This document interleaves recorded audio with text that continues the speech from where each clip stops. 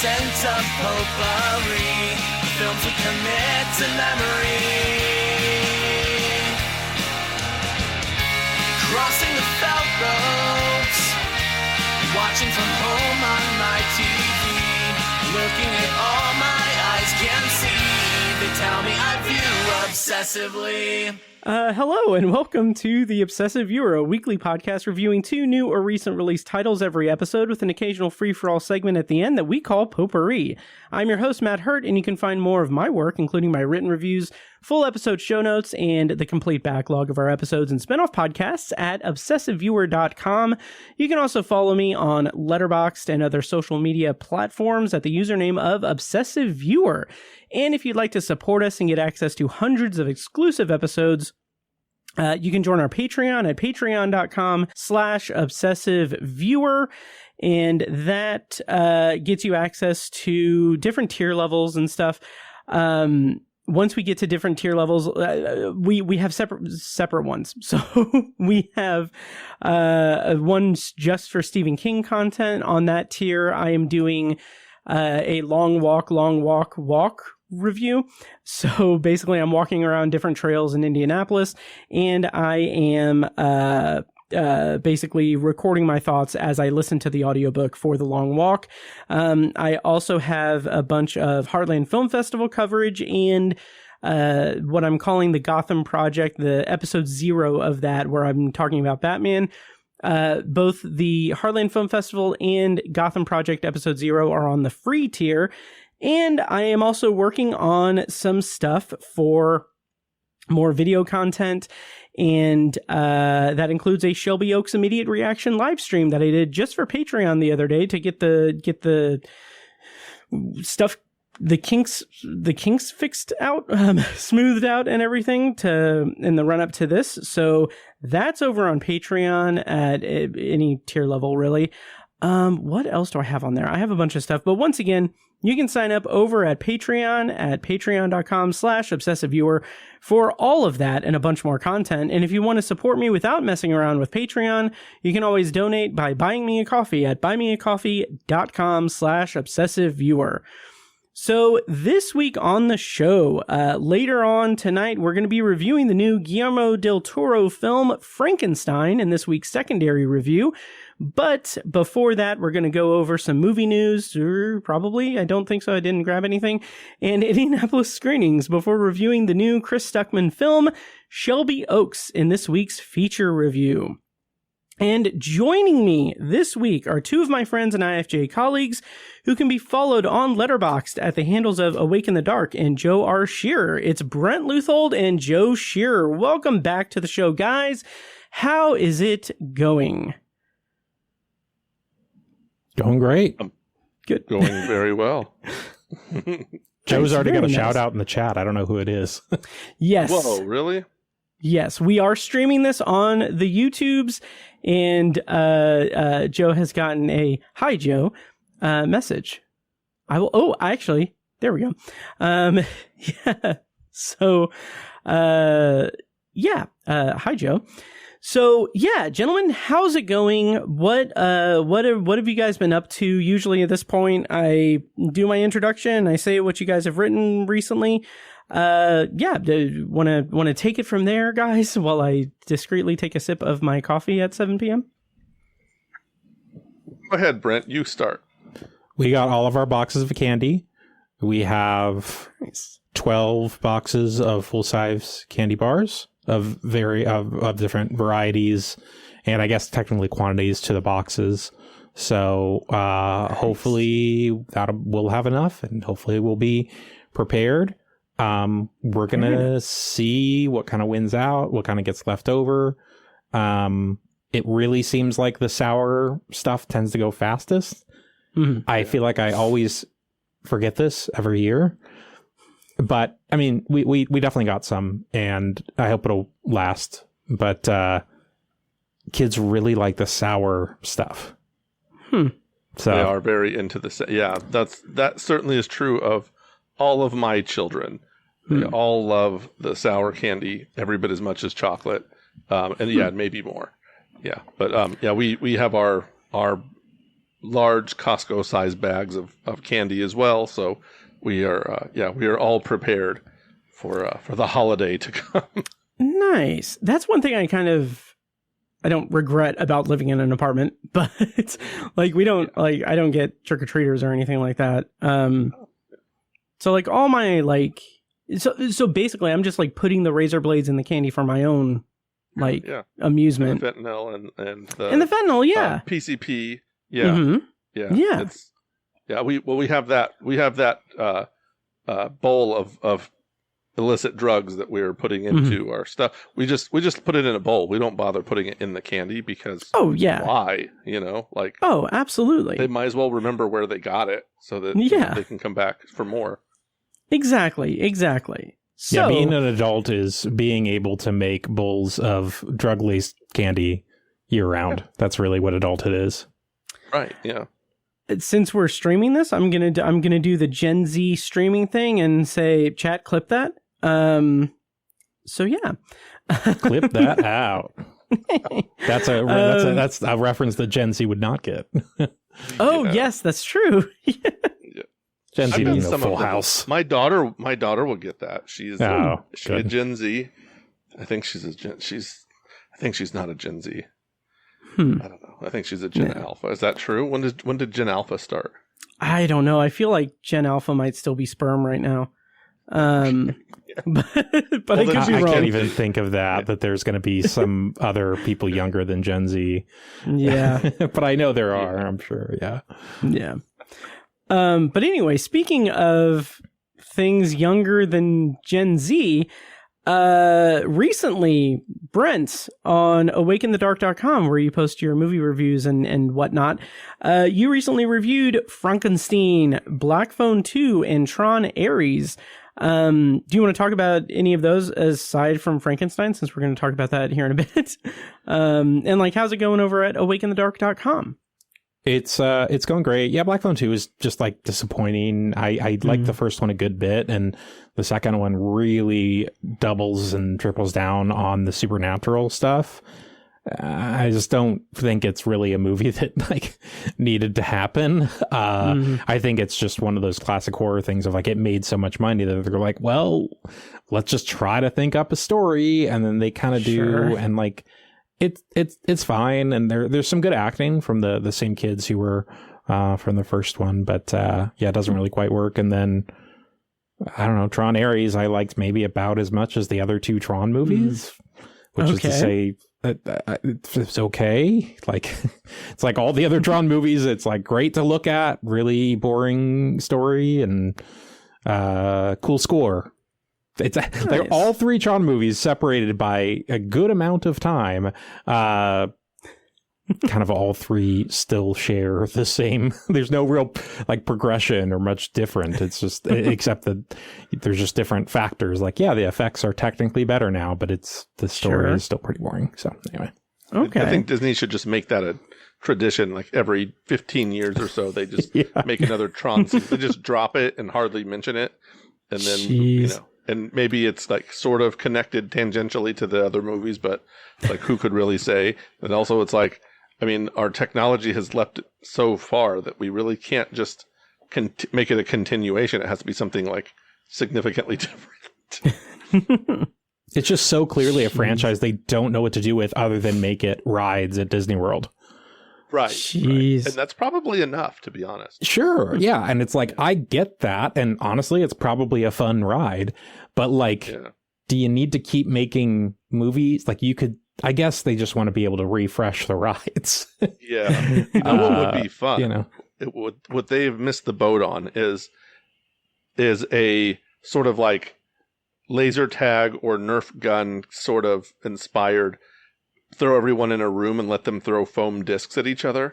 Like that. Now that would be a good time at a Disney park. That's not a bad idea. Foam discs. Like that'd be amazing.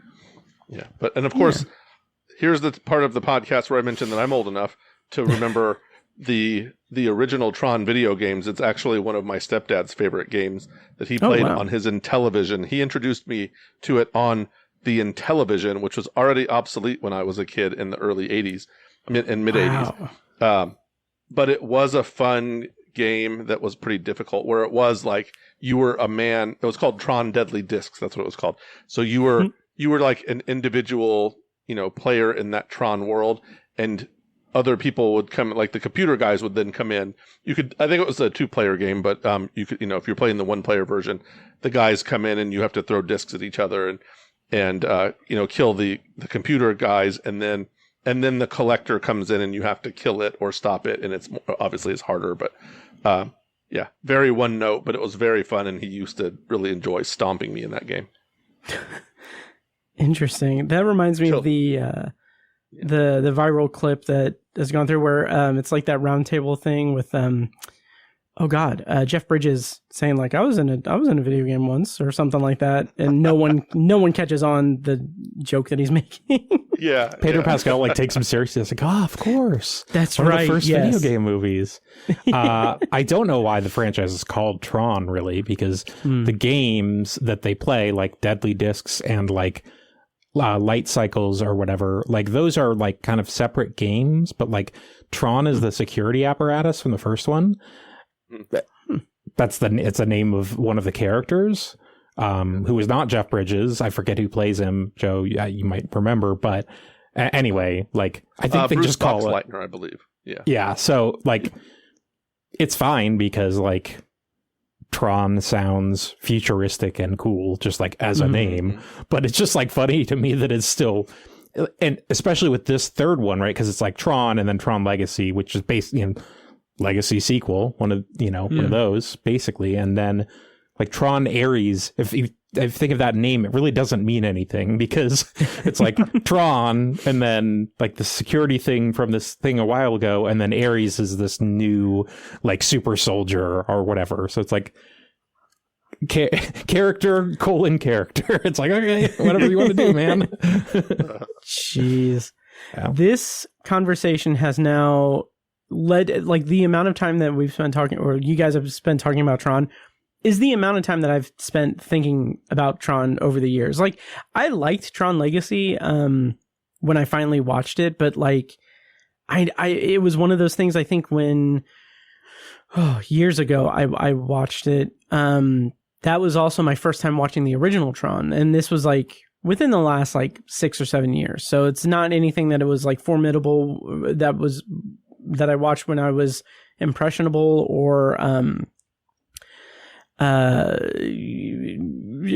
young and impressionable. So it's something that like I can kind of take or leave. So it's a shame that Tron Ares isn't good, apparently. Yeah, there was something weirdly underwhelming about Tron Legacy. And I haven't seen Tron Ares yet, but and I guess that kind of applies to the original also for me, was that there's just something strangely just not as interesting as it could be about both of those movies. And I don't even know that I really know what that is. But they can't all be winners. Right. Right.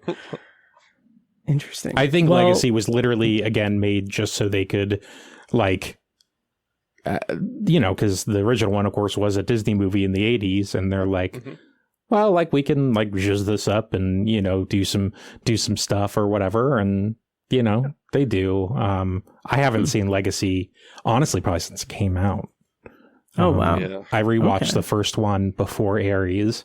And I mean, of course, it looks dated now in terms of the effects. I'm sure they were cool, but more than that, it's just like there's just really no story. Like it's like one of those things. It's like an early like effects movie where it's like the effects are like the reason to go to the theater, and then like it's everything else is just such an afterthought. So it's kind of it was kind of a brutal sit for us. But again, I appreciate, and actually the effects part of it, like it's still not only, maybe it's a little dated, but like there aren't really any other movies that look like it, like that have been since, just because the effects have come so far. So it's a neat sort of futuristic relic in a weird way.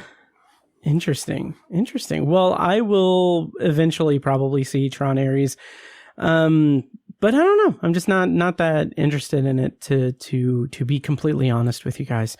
But Yeah. So what else did we talk about? Yeah, Tron Air. So Joe, over at MidwestFilmJournal.com, you have had a few reviews published. I have, yeah. Yeah. So you did 2 No Sleep October essays, Yes.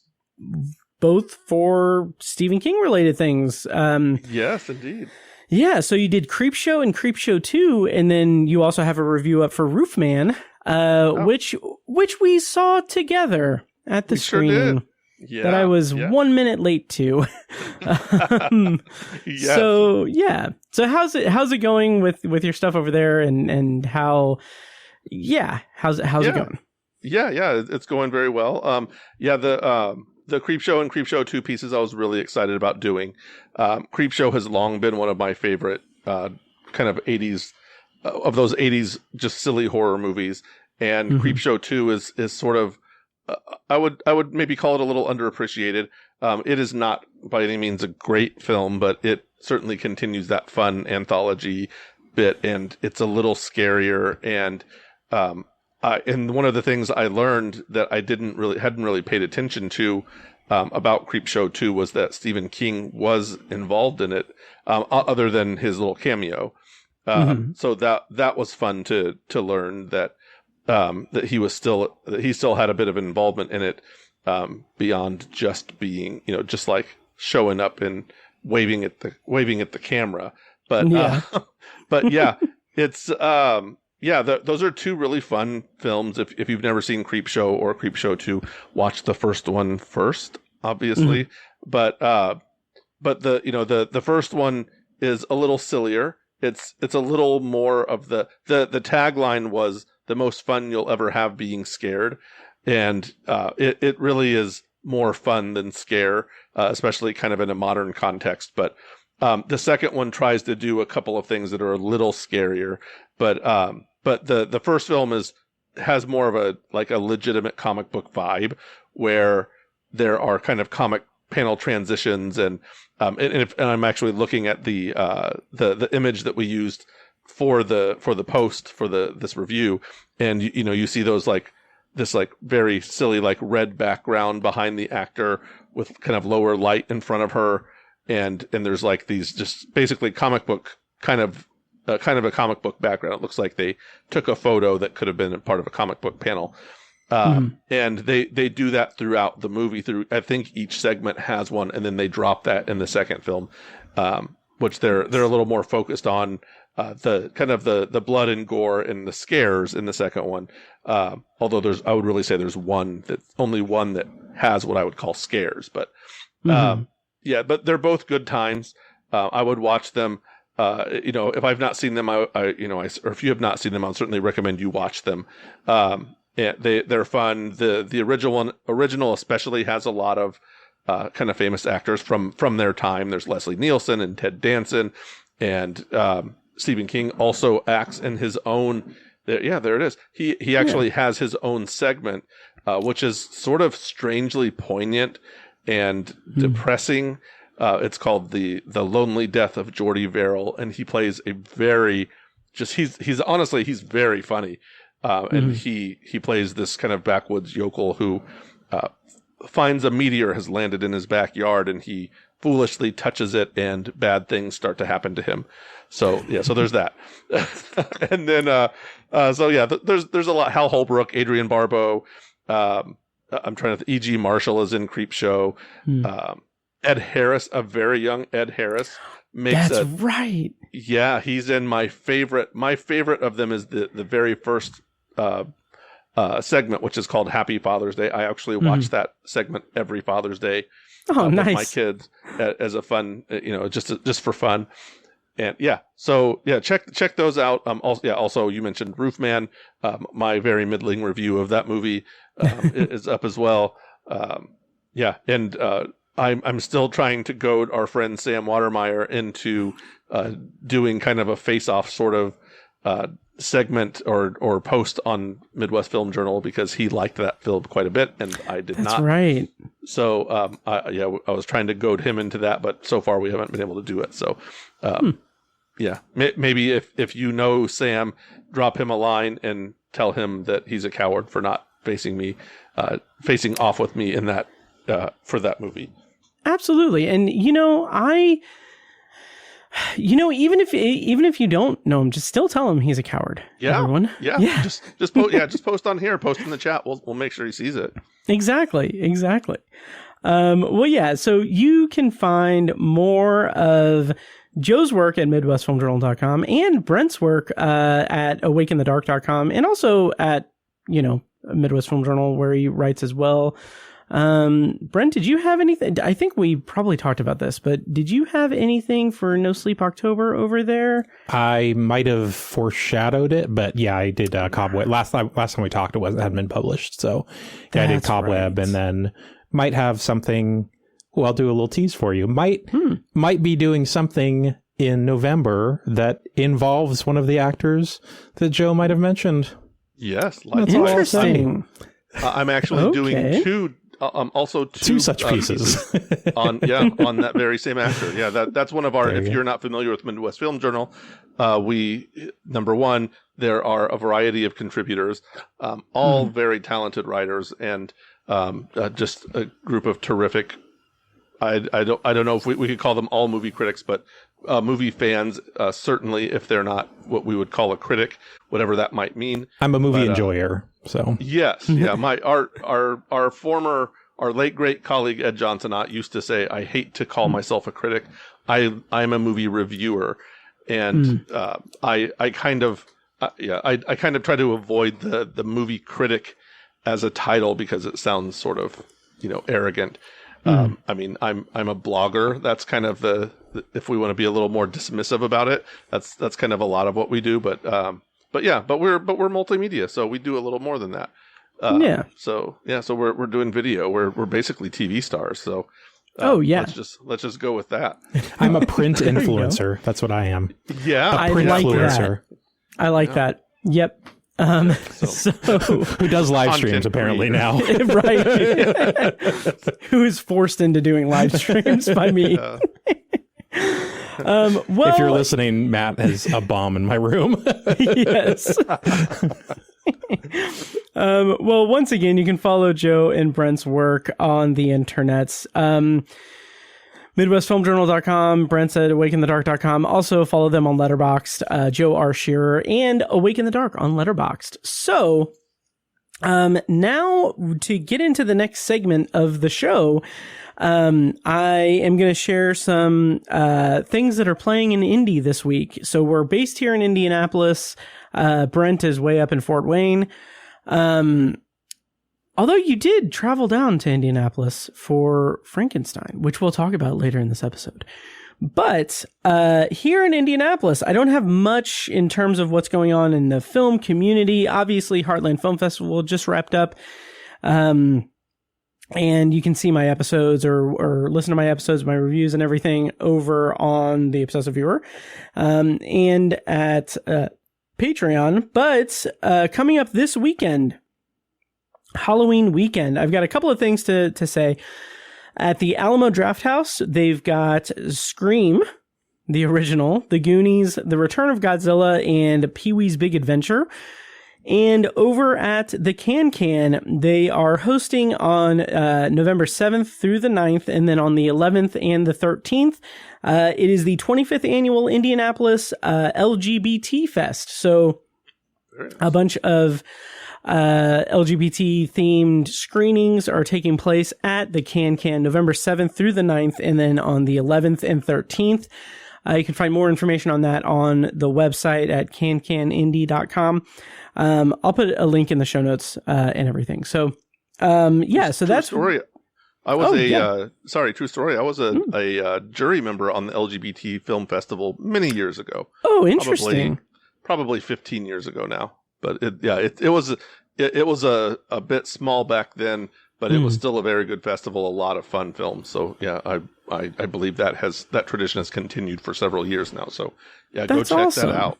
Even if you aren't a member of that community, go check that out because it's a lot of fun. Yeah, I mean, there's no reason not to.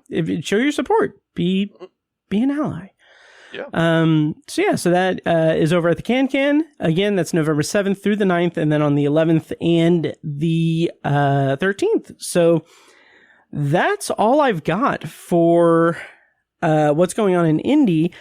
I don't really have any news items or anything, and I'm trying to stifle a cough here, but is there any news that hit the news cycle that you guys want to talk about, or do you want to get into the feature review? I think we go. I can't think of anything. Nice. I can't think of anything off the top of my head. Katy Perry stating Justin Trudeau officially. That's the closest thing I can think of. Neither of them are in movies, so. Yeah. She went up into space and now she's going up north. Yeah, the astronaut's wife sort of thing. The astronaut's husband. I don't know. Yeah, I don't know who's Johnny Depp and Charlize Theron in that case. Yeah. All right. Well, yeah, that's news for this week on the show.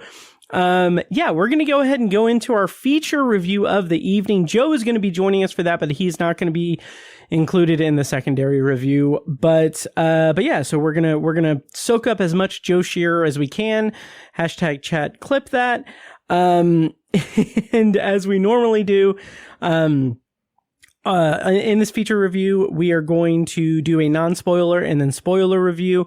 So when we go into spoilers, I'll play a clip from the trailer so you can kind of navigate around that. For those listening, in the future, check the show notes for timestamps. Those show notes are available at obsessiveviewer.com/OV492. And trying to stifle another cough. I've been having like really bad allergies in like the last couple of days. It's been really solid, but like now it's just creeping back up. I've heard this month especially has been really bad. My wife has had like, just like congestion, and she was like when we were watching Shelby Oaks, but we'll talk about like she was just like really like itchy and twitchy. I felt so bad. No. I don't really have allergies because I'm genetically perfect, so Sure. but Yes. for everyone else it's just it's very sad.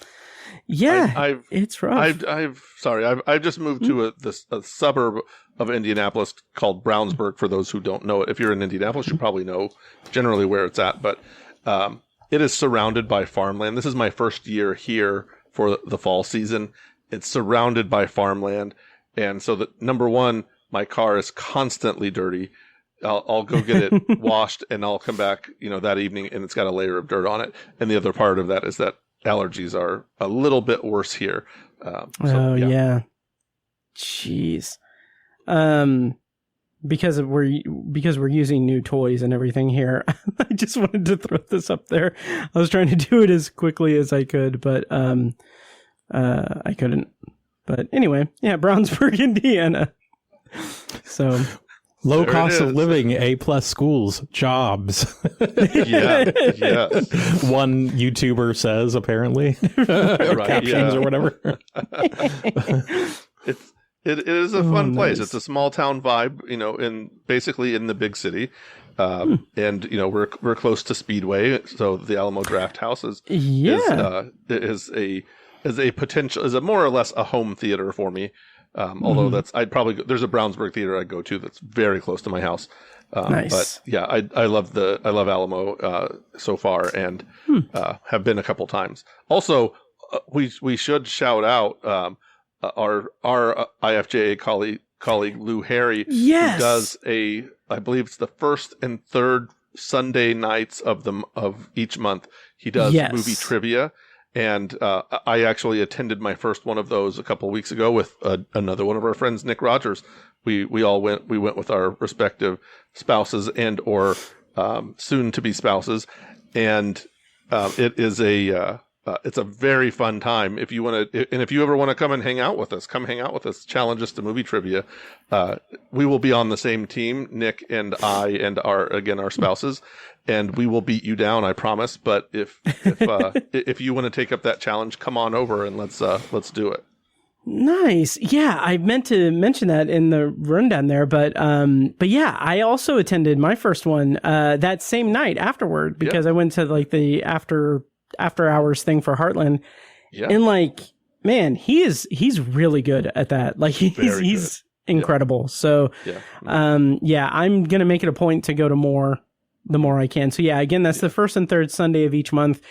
Really good questions too. Like there's such a good, yeah. Oh yeah. Nick and does like a ton of trivia anyway, but then like film trivia, I'm sure you're clean up. they're like good, like for people who enjoy trivia. They're those kinds of things where it's not just like, oh, who was the actor who was in this movie? You know, it's like Joe's like, get out of here. Right. I know. It's like, I just mentioned our friend Nick. He's very serious about his trivia, and he often will throw bits of trivia things he's done into our chats. And, you know, and it'll be things like, it'll involve like high school pictures, or, you know, it'll be like math equations where you have to know these certain numbers from a movie in order to solve the equation. And or you know, like 2-step sort of things. Yeah. You know, it's like it's really fun.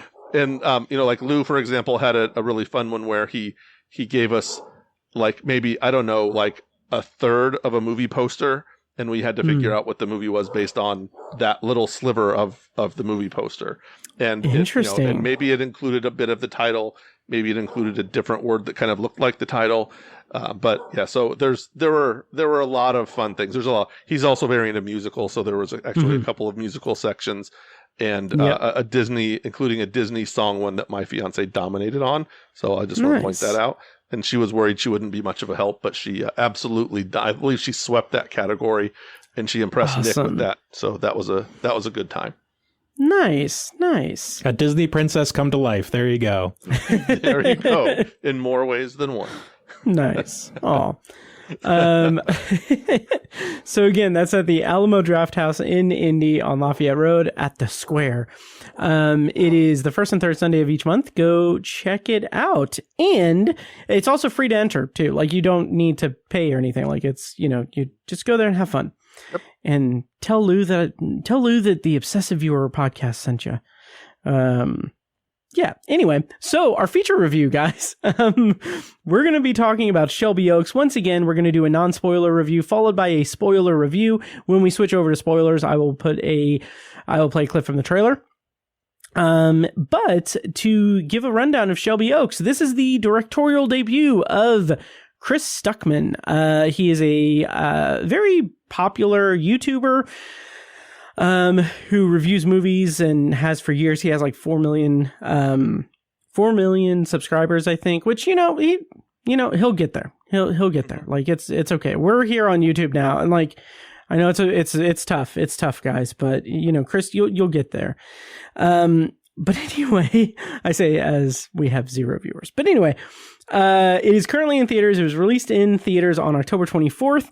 And the plot summary is a woman's desperate search for her long-lost sister falls into obsession upon realizing that the imaginary demon from their childhood may have been real. Once again, this was directed by Chris Stuckmann and written by Chris Stuckmann with a story by credit from Sam Liz. And the cast includes Sarah Dern, Camille Sullivan, Casey Cole, Lauren Ashley Berry, Michael Beach, Keith David, Derek Mears, and Charlie Talbert. So, we'll go around the horn and everything and share our broad strokes thoughts and in a non-spoiler thing. But I just want to say up front, I've never seen anything of Chris Stuckmann's on YouTube or anywhere, but I did find out in the live stream that I did for Patreon the other night. I found out that one of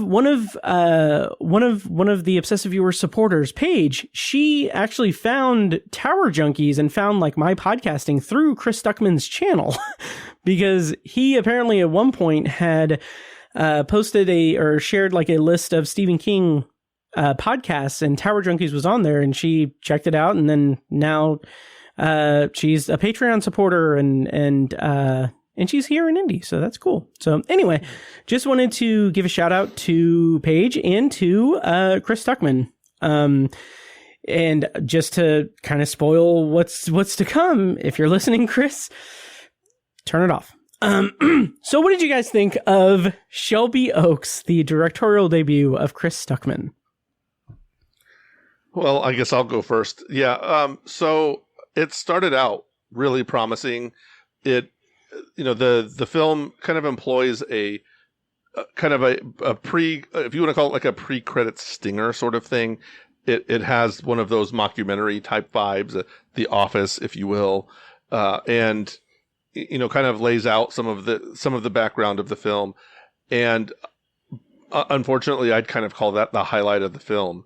It was, it still wasn't great. There were a few seams you could see, especially I would say like in the news broadcast, there's kind of news broadcast clips that are, sort of, I would say awkwardly scripted, and, those lines were delivered awkwardly, but then the rest of the movie to me just kind of, fell flat. It was, it was sad too, because it was very promising. It had a little touch of really great atmosphere and kind of in a story. And let's just face it, there's a lot of films that are kind of like this that kind of fall prey to the same pitfalls this one did, where they just kind of don't know where to go, and you have a little bit of mood at the up front that they don't really know how to connect to a real story. And I think that's what kind of happened here. So, and I don't want to go too much, but yeah, broad strokes, disappointing, thinly drawn characters. The scares sort of fell through, and kind of an underwhelming conclusion as well. Well said. I'll echo a lot of those here in a bit. But Brent, you saw this movie today, and so it is very fresh in your mind. What did you think of Shelby Oaks? And then also, what is your history with Chris Stuckmann? Did anyone find awakeinthedark.com because he posted about it? No. Subscribed to his stuff. God, I don't remember exactly when, maybe around like 2012, 2013. I mean, it's been a while. Maybe when he was kind of starting to come up, I guess. He did a really great analysis video on the film Enemy, the Denis Villeneuve movie he did, or kind of around the same time as Prisoners. And that's still probably my favorite film of his. It's up there. He's awesome. He makes a bunch of great stuff. But anyway, he did a really cool video for it. And that was kind of at a time where I feel like video essays were kind of more novel, and like film analysis on YouTube wasn't what it is 11 years later. But still, that video I think stands up. Like it's pretty great. And that movie isn't about solving every single part of it, but I think he really connects some dots that kind of help me enjoy it a lot more. So you said he has 4 million. I thought it was like 2, and I mean, you're probably right, whatever number it is. But I think it's 4 million. Maybe I was looking at my own. Well, regardless, I got mixed up in the papers here. It's so easy. It is. Oh, multiple millions. I mean, that's insane. I mean, even over 1 million like subscribers to me is insane. I guess I don't know. Absolutely. Like, whatever other like crazy PewDiePie or whatever other people, but yeah. Right. Yeah. It's 2.04 million. So I was a little off. But still, like over 2 million. He's got to be the most popular YouTube critic by number of subscribers, I would imagine. I can't think of anyone else who would come close. But then again, I don't really watch a lot of YouTube stuff. See, I don't either. He was really honestly probably one of the main ones. And again, I think it's because some of the stuff he kind of did earlier, he kind of did different types of content too. He would do like a whole, like, Halloween. He would like do a review of like, older Halloween movies, like every day in October or something. Or he would do like basically a So Bad It's Good sort of thing. Not necessarily like the most original thing ever, but like he's got a good presence to him. He's a very like likable guy. He's from Ohio, which is the whole, which is where Shelby Oaks takes place. I think he lives in like Cuyahoga Falls, somewhere outside of Cleveland or something that. So,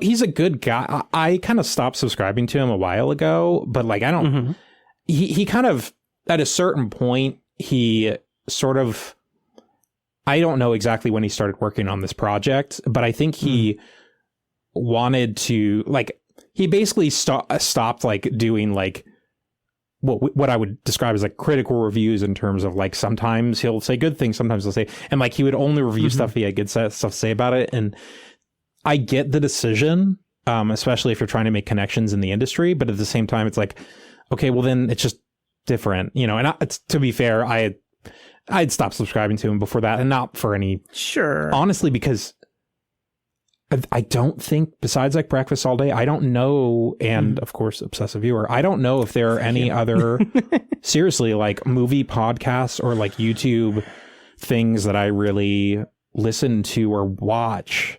And he was the only one that was like a YouTuber in terms of the like, you know, talking to a camera sort of thing. So, right. So yeah, it's honestly that there wasn't really anyone else. But I never really got into like, I don't know, like Jeremy Johns, or I don't even know who the other people are. Oh, Red Letter Media. I'm sorry. I do follow them. Yeah. Okay. They're not, they're on YouTube. I don't think of them, but see it's like there's a number of them and stuff. I don't think of them as much of like YouTube critic talking to you sort of, anyway. Sure. Anyway, okay. So all that to say, yeah, that's with Chris Stuckmann. I would say coming out of this movie, I was basically thinking, okay, well, this is sort of Neon's choice, the distributor, to basically say, like, we're just going to hope that as many of those 2 million subscribers show up to this because it's Chris Stuckmann. Like, they'll respond to the brand, and that's it. Because, I mean, you know, look, if there was anyone else making this, it wouldn't have gotten greenlit. Sorry. Like, it wouldn't have. And I think it's because the material is not that strong. Sure. And well, here's the thing also, not to butt in or anything. I'm so sorry. But the thing about that also is he kickstarted it. He did a Kickstarter campaign that I believe was very successful. Like he was able to kickstart it with his following and everything. And then at some point, Mike Flanagan got on board as an executive producer. Yeah, he's the first one that I think like appears on like in terms of the credits. I think he's one of the first, if not the first name. He gets like Mike Flanagan Presents. Yes, that's what it is. Presents. You're right. Yes, yeah. Yes. Which, I mean, that's great. I mean, like, here's the thing, like. And well, I'll save that. Brent, did you have anything else about that? I'm sorry I cut you off there. Oh, no worries. Yeah, no, I mean, I think that was kind of, quite frankly, and that's a more kind of cynical take to this. But I mean, just speaking like broadly on the film, I mean, well, so going back just really briefly to like his YouTube videos, I think still one of his most popular YouTube videos is literally a video essay called like "What's Wrong with Modern Horror." You can probably search that on YouTube and it'll come up. And I think it's what's her name, Jane Levy. It's like a still from Evil Dead, when that came out, the remake with like 2012 or 2013. So it's probably around that time. Again, that's probably when I was watching him. And arguably maybe when he was making his best YouTube content. I don't exactly know. But anyway, regardless. So, you know, so here we are kind of full circle now. He is now making the horror film, which, you know, the classic Jean-Luc Godard, you know, quote, if you want to make criticism to a movie, you make to a movie is making a movie yourself. You know, this is not great rebuttal. Sorry. Go ahead. So sorry. So anyway, yeah, I mean, that's basically, I mean, it's definitely going to be talked about a lot, as we already have, you know, in terms of, you know, the sort of film critic to film director, sort of pipeline. But again, for me, it's just, if I'm coming out of this, I'm kind of thinking it's like, you know, hey, good for him, good for the Kickstarter, all that stuff. That's great. But I mean, let's call it what it is. If this was me going out there with a video camera, you know, and $1 million or whatever, what I would come up with wouldn't be good either. You know, is that too mean? I don't know. I don't think that's too mean. And here's the thing with, like, okay, my thoughts going into this movie, having no real connection to Chris Stuckmann at all, and having no frame of reference for like the type of content that he created. So like I did not know, and I still don't. I don't know what his main thing is with his internet film criticism stuff. In the live stream that I mentioned on Patreon, our friend Mitch had mentioned that he has watched some Chris Stuckmann stuff and found that he's a little bit generic. I guess generic. Like, it doesn't really dig too deep into his criticisms and like into his analysis and everything. And I kind of got that vibe from this movie.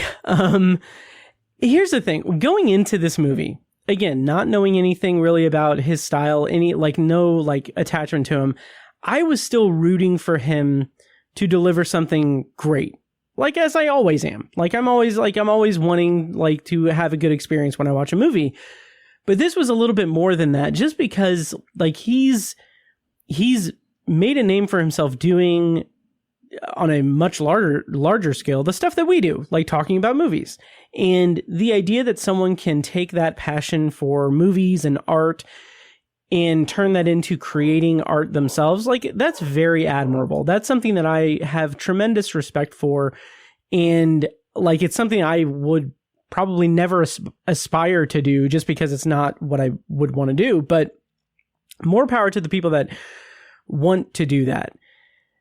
But the thing that I kind of kept thinking about throughout this movie, which is a very tight 90 minutes, was a couple of things. One was that it feels like a YouTuber's movie. And that's not a compliment. Like, from the cinematography standpoint, like it is it's lit like a very, very high end, like YouTube, proof of concept, like sketch. And that was borderline distracting throughout the movie. But more importantly, the actual plotting, the actual writing, the screenwriting of it all felt just very rudimentary. It felt very much like, okay, we're making a horror movie. Let's do all of the horror movie things. And it's like my most cynical thought was that this guy has spent a considerable amount of his life talking and dissecting movies to whatever extent. And it's like he fell into the trap of like, it made me question like how his content is, because if I don't know, I feel like I'm being very mean, but if he can't get like nuance in his movie, does he like dive into the nuances of the movies he reviews? Is it something that, because I don't know, it's very perplexing to me, because there were so many times throughout this movie where I'm like, he's seen movies before. He knows how they're paced and how they're made. Why is he like excluding whole character development things? And why is there like no like easing of the tension? Like, it's all atmosphere. The entire movie is just building up this atmosphere, and it's presenting the whole storyline as a mystery. But it's like, I could not care any less about the mystery as the little bits and pieces come to light. I'm just like, yeah, this is like an outline for a movie. This doesn't feel like it's the movie. And it was really disappointing to me, because I was rooting for the guy. I was rooting for this movie because I love the idea. I love the story of him making a movie. But, oh boy, it fell apart very quickly. And Joe, to your point, that whole prologue that's like this mockumentary thing, I thought that was really engaging, really interesting. So much so that I was surprised that it switched to a conventional like narrative structure. But I also found the pacing there very bad, because we get that whole prologue, which is really engaging, really engrossing. And then almost immediately after that, we get this other like long segment of her watching a video. And it's like, that's like an uninterrupted video. That's just, we see her reactions to things. And it's like, you already front loaded the movie with 12 to 15 minutes of exposition dump that is going to prove to be basically all of the character development we have in the entire movie up front. And then now you're subjecting us to like this newly discovered tape that is playing uninterrupted. And it's like he was so focused on the atmosphere and trying to build the tension that he didn't take into account that we need stakes at play. We need to have an attachment to this character to go on the journey with her.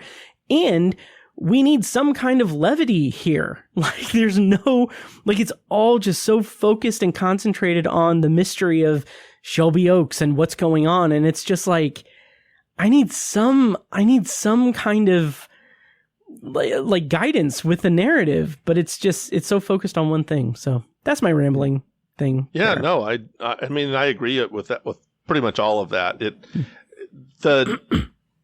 He starts with, like you said, with this mockumentary section, and then he just throws this other character at us she had been in the, I guess she was sort of the focus of the little mockumentary segment where, you know, she is, so Riley is the missing girl. Her and her co-hosts on, basically they are YouTubers. I think they're YouTube type streamers who have one of those super, you know, paranormal shows where they go to places. You know, we've all seen those ghost hunters, you know, for a TV version of that. They disappear and are presumed dead, and they find the bodies of the other two, but they don't find her. And so the film then is about the sister Mia and her obsession with finding out what happened to her sister. And yeah, and you're right, it jumps into this narrative that slows down everything. Everything just comes to a screeching halt.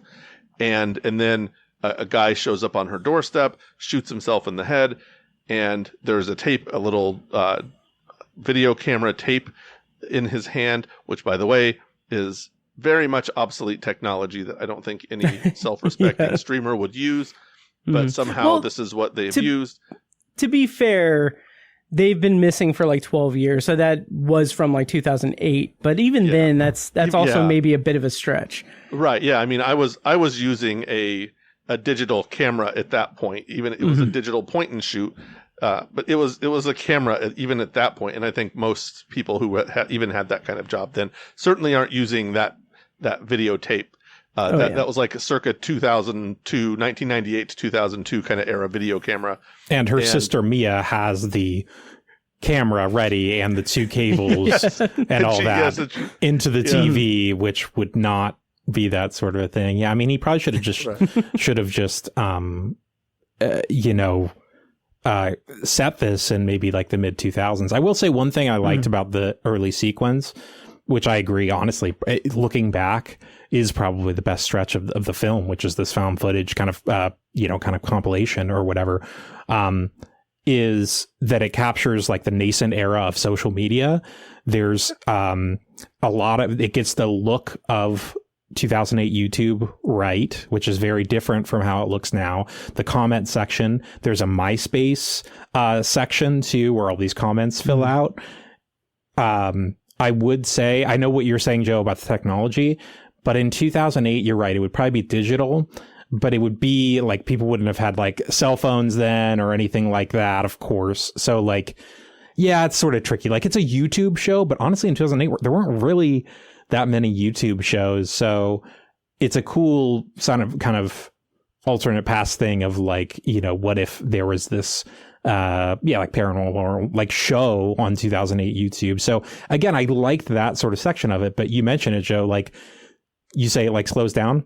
So we see the guy shoot himself from one angle, and then we see it from another angle in slow-mo stylized. And it is literally slowing down the whole movie, and we're like, oh man, we're doing this. And it's like at first I was like, oh, this is kind of neat that it's going from found footage to what you could call, I guess, like conventional. But as stylistically dynamic is that sort of is in terms of like how it's switching that over, narratively, this movie is so not dynamic. It's so the same thing basically over and over. And Matt, like to your point, in terms of like how, you know, his analysis is, to be honest, I haven't seen many of his like recent reviews. I have seen reviews where I do think he has some good analysis, but this to me, you said it seems like a YouTuber movie, which I think is fair. I get what you're saying. It reminded me a little bit of like Lights Out, if you're talking about like a short film, which that's a really, really great short film.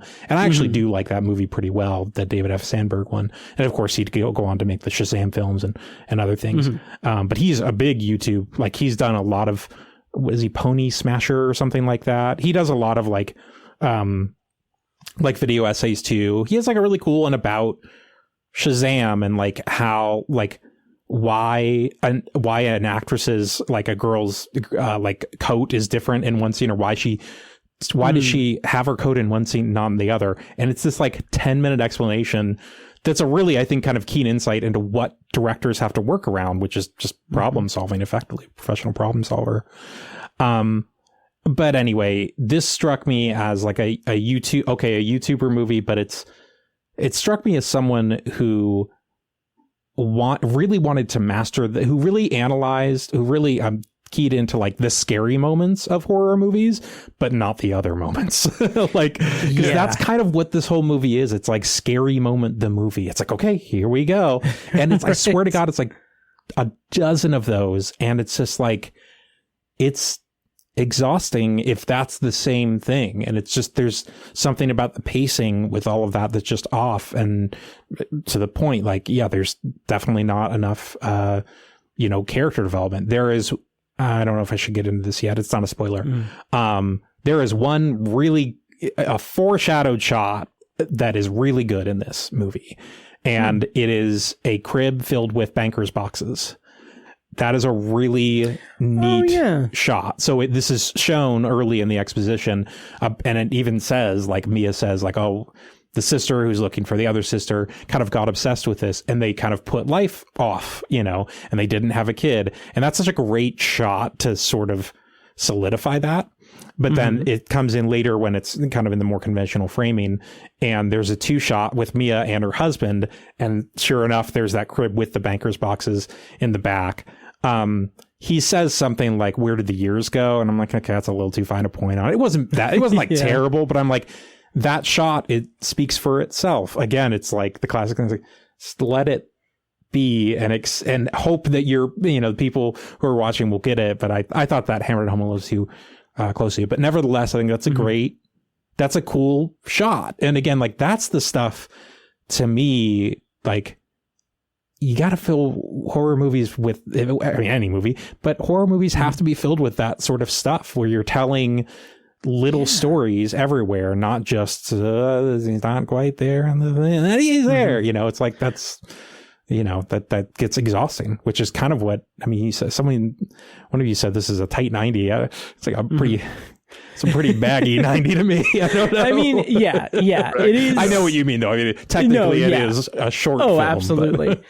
It's one of those things where, again, like, the lack of like comic relief, like the thing that I love about the horror genre is that oftentimes, and maybe this is just my horror fan origin story being Scream, but like the sensation of being scared by a movie, it's so like close to like that emotion of laughter and humor and everything. Like, that's part of the reason why you go see a horror movie, is like, you want to be scared, but you're safe and everything. But here, it really feels like he really didn't take any of that into account, because like there's like one line of dialogue that I could think of that is maybe on paper supposed to be like a laugh line or some kind of comic relief, where she's talking to I think Keith David, maybe Michael Beach, but where I think it was Keith David, but he was like, "Are you sure that he's dead?"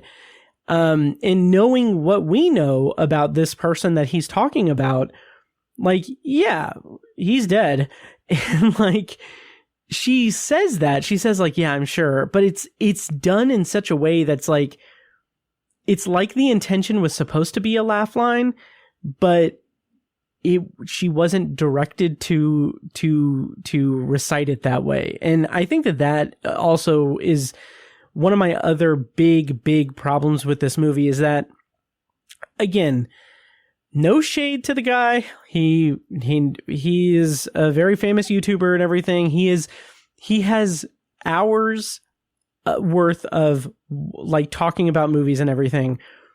The thing that I kind of really couldn't get out of my mind throughout this entire movie was I feel like he doesn't know how to direct his actors. Like, there were so many moments in this movie that felt like there should have been more emotion brought into the scene, or more exploring of like what this character is going through as she's like pleading with someone for information or trying to make sense of something. But by and large, those scenes just really fall flat throughout almost every single time. And again, it just seems more like it's basically building up to a point where we need to, he's just getting the information out to us rather than having like a character go through something. And that is like the cardinal sin of this type of movie, I think. You know what? Well, and to me, what that speaks to is just that it is hard to make movies. You know, in this era, anybody can pick up a camera and hop on YouTube and become a celebrity, so to speak, and can create content, but it's not the same thing as creating a film.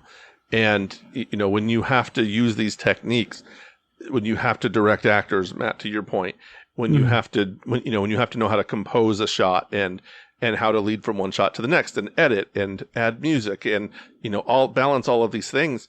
It's a delicate act, and it requires specialized training.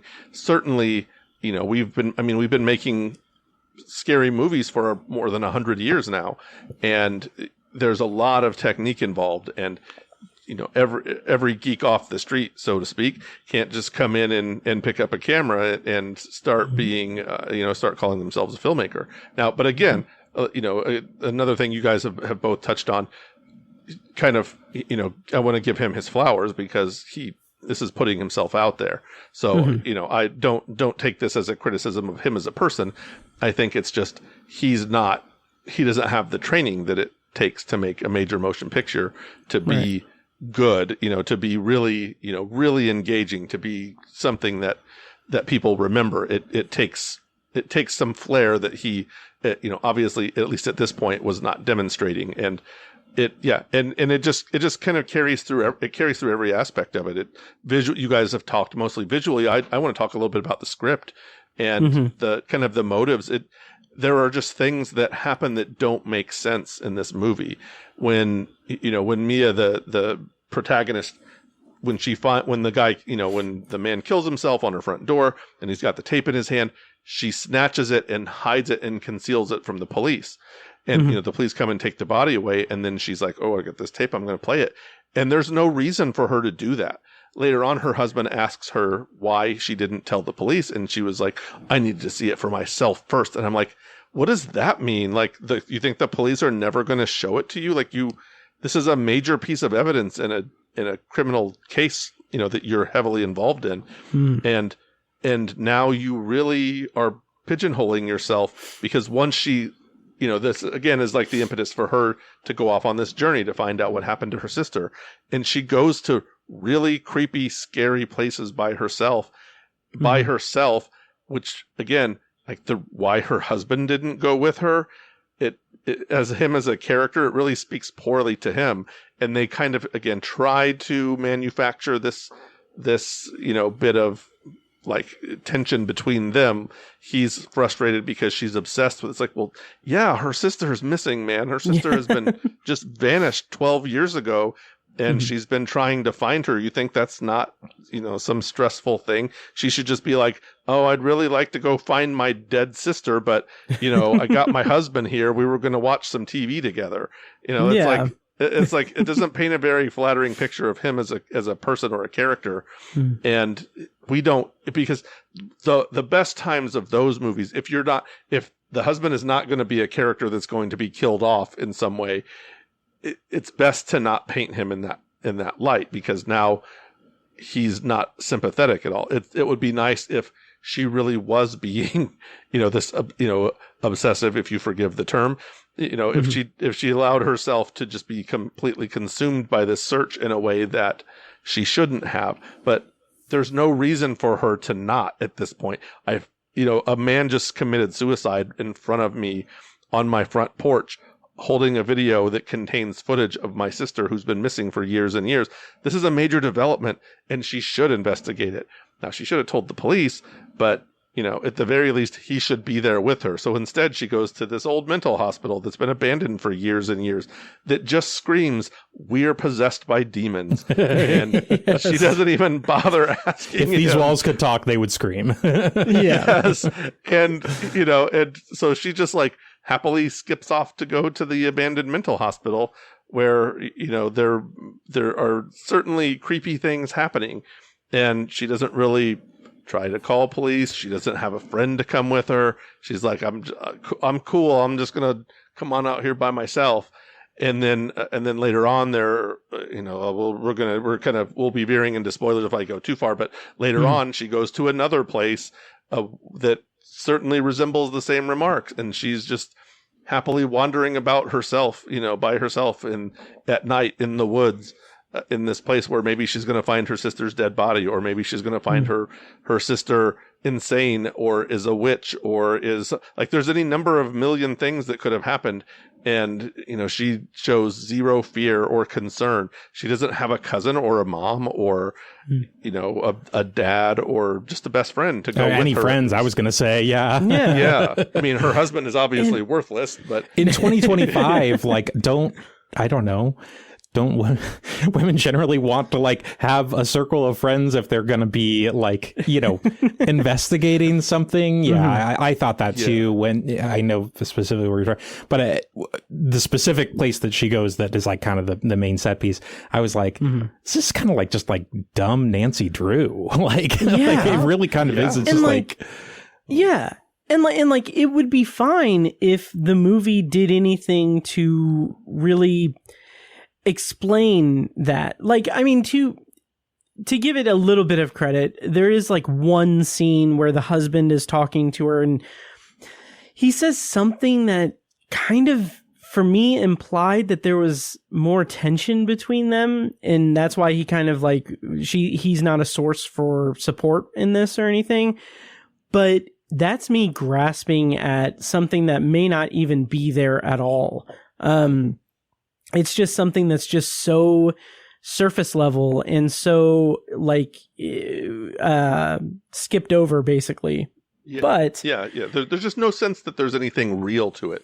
It just feels like plot contrivance after plot contrivance after plot contrivance to get us where we need to go, and not just for no real reason. We could have certainly seen. There are things that we could have been given to show us those tensions, rather than him just saying, you know, we have tension between us. I mean, I don't remember the line, not at all, and I'm sure that's not what he said, but that's how it came across for sure. Yeah, and I could even forgive the idea of like her not taking it to the police, because she does say at some point, I think, she says at some point, like after the fact, she's like, well, as soon as they find like this tape gives us information, that'll be the end of it. That'll be the end of the case. That'll be like Riley isn't going to have an ending because they'll just close it because they're eager to close it. Like, I can understand that. The thing I can't understand though, is that when he does ask her, like the timeline of it all, like this is also something that could have been really interesting as a filmmaking thing, but the guy shoots himself on their front porch, clearly daytime, like I would think maybe early in the day. She's watching the video at nighttime. She still is covered in his blood. Yeah. That was really stupid, and I couldn't tell if there was like a reason for that, and I don't think there was. Just getting back to what we're talking about, like closing the loop on like the character development thing we're talking about. I think it's basically that there's just not enough on the page, and I don't think that, I mean, one of you had mentioned it, like he's really directing his actors very well. Right. More to the point, like I don't really think he's conferring with them about like who is my character, right? So like the husband, whoever the actor is that plays him, like there probably could have been a point, and maybe they did. Maybe they talked for hours, Chris Stuckmann and this actor, about like, who is this guy? What are his motivations? But like, it doesn't, if they did, it doesn't come across. It just seems like he's playing general concerned person. Because he literally, I think the shot where I'm talking about, the two shot where she kind of like lays all her cards on the table, says, here's all the evidence I have or whatever. There's that, you know, shot of the banker's box and boxes in the crib. And I think he says, where did all the years go? I literally think the next line after that, or I think it closes out the scene, is he says, you really need to get some help. And then he just leaves. That's what yeah. And it's like, he basically like kind of just like patting her on the head or what. I'm just like, okay, you can do that. But like, is that what they are then? Because he just seems like he's totally removed from this. It seems like they're barely married, but like, I don't think that's what's either trying. I don't really think that's what it's trying to be conveyed either. I think it's frankly just kind of lazy characterization. I had forgotten that was, because that's the line that I was referring to, that it was hinting at there were being a rift within them. Like now remembering that was the specific line, I'm realizing like, oh, I was giving a lot of credit to the movie. Like that. Yeah, that's something that was really definitely not, in context of that actual line, it that doesn't work. No. So yeah, so the benefit of the doubt has been lifted in regards to the husband character. Yeah. Just getting back to what you said, Matt, like it just in terms of like the balance of tones here, right? Like that's the thing to me, is this is just like an oppressive sort of one note. I don't want to go too down this road because it's a different movie with different goals and different budget and all that sort of thing. But I caught up with Him, the sports horror film, a couple days ago, and I get that that's a very in-your-face, aggressive movie, very abrasive. I ended up liking it quite a bit. But one thing I'll just say in context of this is that that's a film that definitely understands and has Justin Tipping has watched Get Out. And it's there are a lot of, like, he's trying to do that. But honestly, it's like, I think he kind of took, I guess, the right lessons from it, meaning, like, he's not just trying to lift the scary moments from it. I think he's trying to establish this sort of like psychological, not torment, but just that something is not right. And I think he does a really great job of that. But he balances it with Marlon Wayans, who, scary movie franchise, right? So like, that's another guy who and Marlon Wayans didn't direct him, but he's in it. He's, basically one of the very main characters. And he's really good at this, like, guy who you don't know what he's going to do next. You don't know what he's all about. And there are times where he definitely has lines that are like really, really funny. Like he yells at him, "Get in your head in the name," and goes, boop. It's like just stuff like that. And it's like, I trust that Marlon Wayans and Justin Tipping in that film, like, they're just more on the same page and playing from the same playbook, if you stretch the analogy there. And it's just like, this is just this by comparison, Shelby Oaks, I understand it's smaller budget, different kind of, things that it's going for in terms of scares, but it's just, it comes a lot more as like a just sort of generic, just sort of flat. Yeah, absolutely. We'll go into spoilers here soon, but Joe, anything else you want to talk about in non-spoilers? There's not. I mean, we could just continue this conversation through the remaining sequences of the film, but it's really just more of that, where it just kind of continues to just have, there's the dogs, and which come into play much more than they even should. And it almost feels like, and I don't think it was this, but it almost feels like they were like, oh, I got a buddy who has dogs that that can look mean on camera. Let's use those. It's like, okay, cool. We'll change the ending, and it's like, they throw these in, but they just like throw these dogs as like the harbingers of, this evil that is running through this film. Yeah. And it just again doesn't make sense. And also the first time we see them, Mia actually sees this and her reaction is she's a little nonplussed by it. She's not, there's no real tension. It shocked me because I'm like, oh yeah, there's a scary dog. And then she's just kind of looking at it like, huh, look at that. And then she kind of just turns around and goes back in the house. And it's like, there's this menacing ass, like creepy devil dog thing staring at you and growling. You think you might want to, have a reaction to it. But, and that's almost how it seems through most of the movie.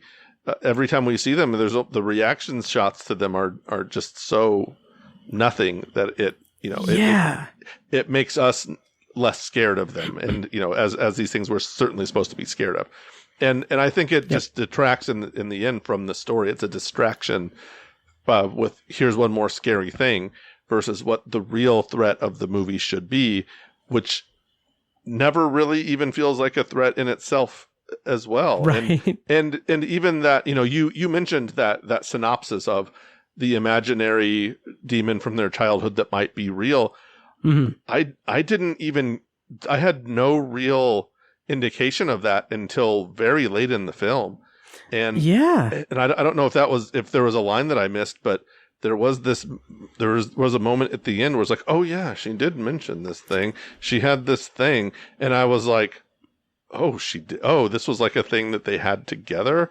And it was just like, there was just this, like, I don't know. I can't remember if she was talking. I think she was talking to her husband at some point about it.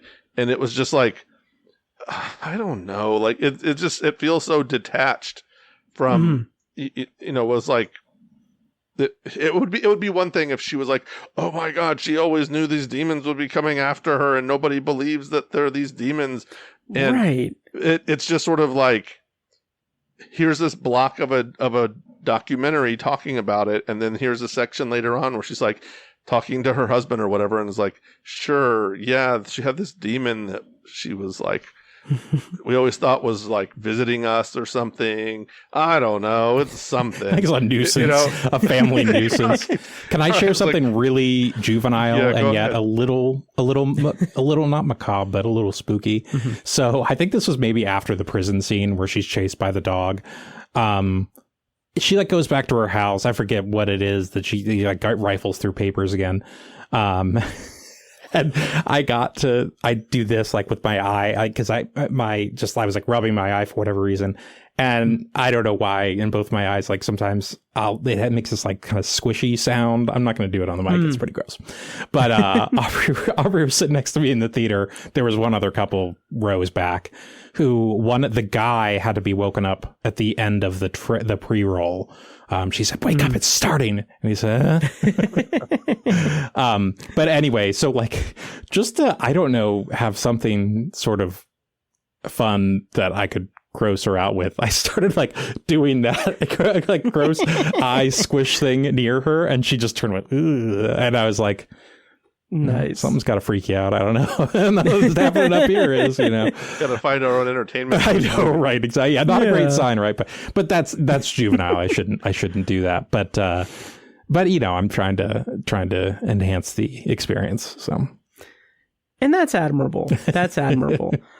Yeah. Final thing about all that, the dogs. I had mentioned in the Patreon that I was so sure because of the way the film is lit in general. It's very digitally like processed.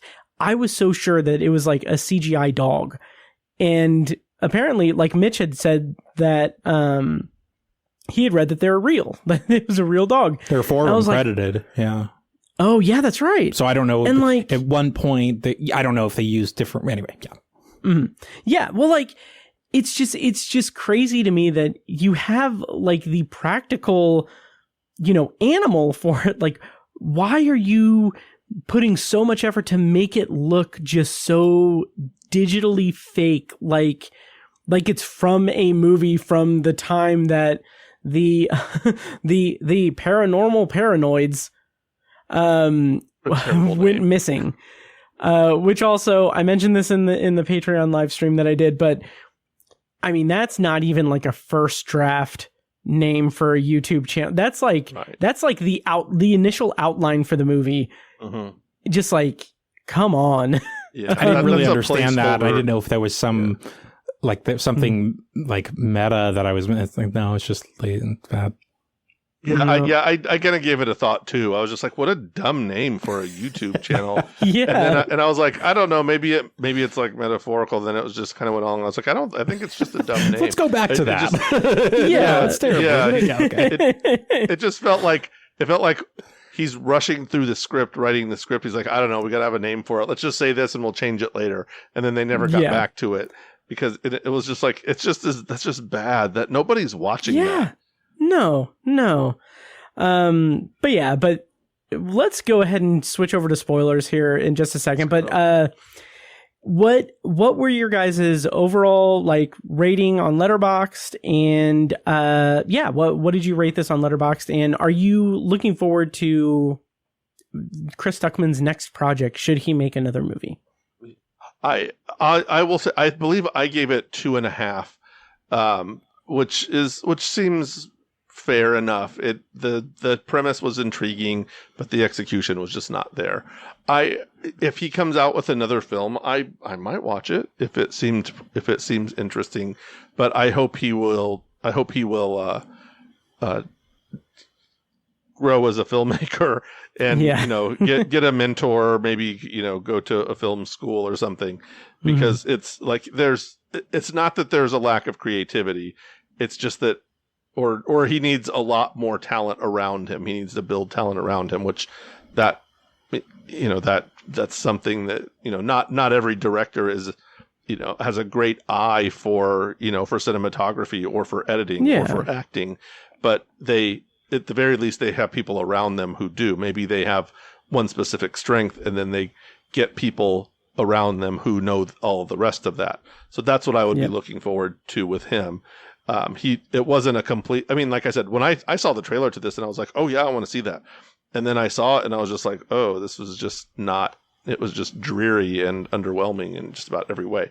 But I will say, before we foray into the spoiler territory, if you are considering whether you're going to go see this movie or not, and you don't want it spoiled, but either by us or anyone else, don't visit the Wikipedia page because it just walks you through the entire film.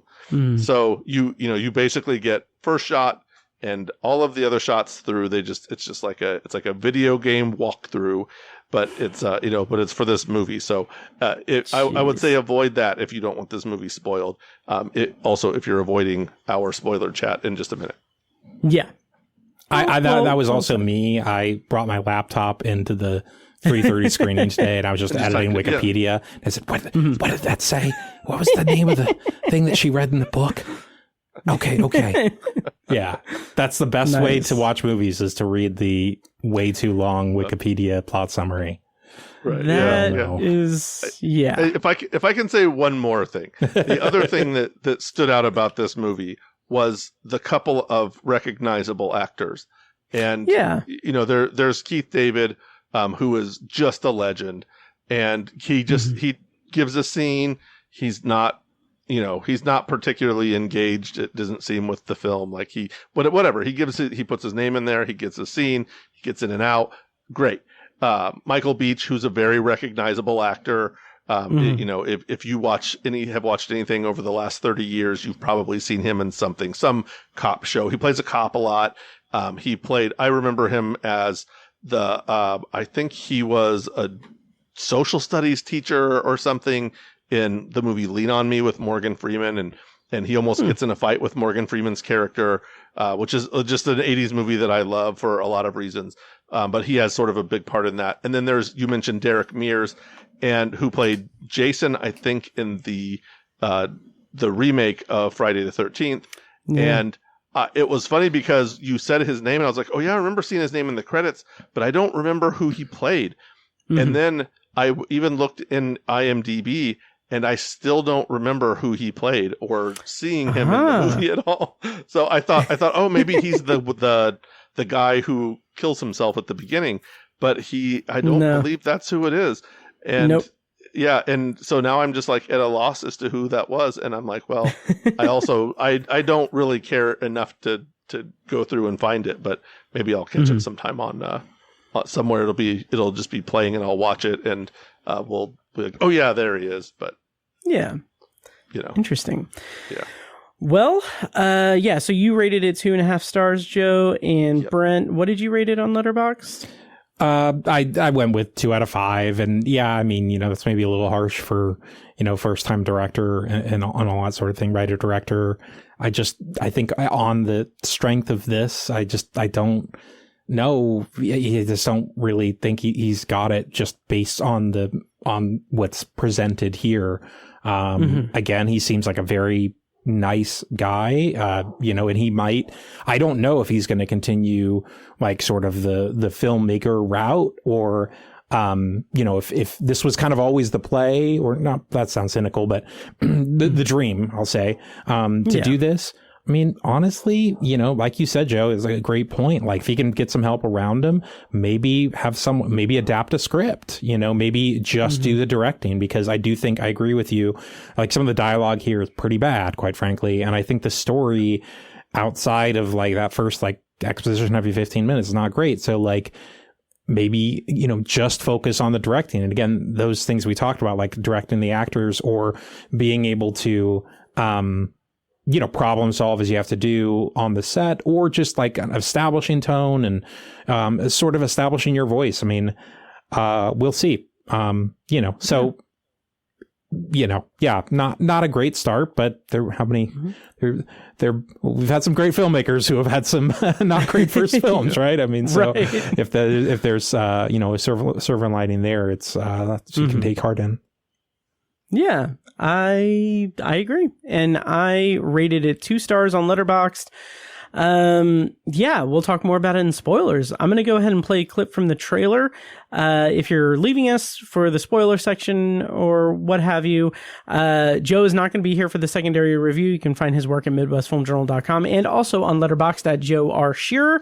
And of course, you can find Brent's work at AwakeInTheDark.com and on Letterboxd at Awake in the Dark. Now, I'm going to hope that this plays correctly. But here's a clip from the trailer. When we come back, we're going to be spoiling Shelby Oaks. That is the wrong clip. Why is that there? Okay, hopefully. So I did also give that 2 stars. Now that I'm looking at it, I did not. Oh, okay. 2.5. I give it 2. 2 across the board. Wow. Okay, bear with me a moment because I think I'm gonna have to re-upload this clip from the trailer. Joe and I could just recreate it. That's true. Yeah, I could do that. Immediate reaction. She was my sister. Yeah, there you go. You might want to do like an octave up there, Joe. She was my sister. What's the deal? What's sisters? Okay, it's uploading. I'm not sure why it didn't play correctly there because it's the right file. Let me try it again. Why is that? Okay. It's okay. It's going to be okay. We have enough of a buffer at this point, I think. Yeah. Oh, yeah. Yeah. If you're still here, if you haven't jumped ship already, you're not. Also, don't spoil the trailer for me because I haven't seen it. So. Oh, yeah. I actually did not see the trailer for this movie going into it, so I honestly didn't know. Either. Like, I didn't even realize about the.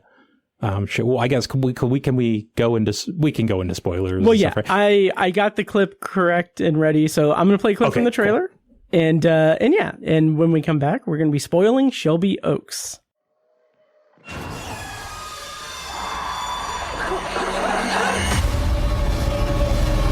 Riley Brennan is now missing. She was last seen in Shelby Oaks. There is a dark and deeply haunted history in the woods of Shelby Oaks. My sister isn't the first to go missing. What's left in Shelby Oaks is death. Okay, that's the clip from the trailer. Spoilers on for Shelby Oaks. One thing that I want to mention really quick right off the bat is this movie. I admire first-time directors, obviously, like I've said before, but this movie to me overwhelmingly felt like it was not. It's not like it didn't feel like a story that I feel that Chris Stuckmann was like itching to tell. Like, I don't know why it is the way it is. Like, it just feels like such a nothing burger of a movie. And that was really frustrating to me. So, yeah.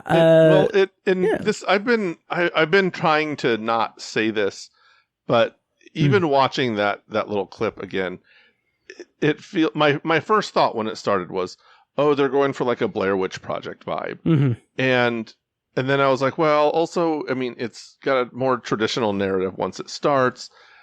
But you know, the little tape certainly has that vibe, but it's also not the main thrust of the film. But it did just seem like everything, even into like the weird symbol, the little diamond symbol made out of sticks thing, like they're very much just aping that vibe of the Blair Witch Project. Like it's, you know, it doesn't have the complete found footage conceit, but it's a part of it. And that little symbol, and then like, you know, creepy things that are happening off camera, and or, you know, that there was that like, what's that kind of thing in the little video. And then, you know, and then obviously as, you know, things progress, there's a very creepy woman that's, you know, that, I mean, we see her a lot more than we do in the Blair Witch Project, but which is to say we see her at all, but it just all does all of those things. It is just a lot of little individual pieces of a lot of different films that just doesn't mesh together in the end. And that's, and I was just thinking, I heard the thing, and it was just funny because Keith David said that thing, which I don't even know if that line was in the movie, but I don't know. Yeah, and I almost said like that was the sum total of Keith David's role in this film, was that absolutely line. Yeah, and it was just like literally pouring a flask of whiskey into his coffee mug. He literally does that as the movie's going on. Yeah. This almost feels like Blair Witch. It definitely is there. It feels like almost all of the Blair Witch movies combined into one, which is derogatory. Because I mean, we put Shadows and Blair Witch 2015 in there. I think it's 2015, something like that. The Adam Wingard one. Yeah. So regardless, like those, because I mean, it kind of, you know, because it has like the found footage thing, but then it also has this sort of like, you know, darker look of like the 2015 one, and then Book of Shadows, whatever that was. I mean, that's the thing is, I'm almost like, it feels like because the marketing has pushed so much of like the found footage part of this, I just kind of wonder why he didn't really just go ahead with that. It might be that maybe he was thinking that found footage is too passe, like we're kind of done with that. I will just say, like, look, there are plenty of really bad found footage movies, and yes, the Blair Witch is the OG and still the best and all of that. But, you know, just like this year, I saw a film called Found Footage. It actually has a really long subtitle after that, but it's long and short of the movie is that it's this film crew, and they go out to make this Bigfoot, like a Sasquatch movie. And then there's this whole like demonic supernatural element that they've like disturbed at this cabin where they're filming it. And it's like, that was my blurb with that movie. I'm like, I have no idea how in the year of our Lord 2025 you can make an original found footage movie called Found Footage, but they did it. It's not like an amazing movie, but it's like it's probably about as good of a found footage movie as you can make in 2025. Another one I would call out is Strange Harvest, which is not as much found footage. It's more kind of almost like a Dateline movie if it were like a serial killer that had like some sort of like a demonic supernatural element to it. That's kind of all I'll say about it. That has a different sort of visual style to it that really does look like it's an episode of 2020. So much so that I've seen too many of those shows where the acting didn't seem really genuine enough to that. If they could have nailed the acting, like I would have really loved it. I still like that movie. So like those are just two that are effectively kind of like found footage movies.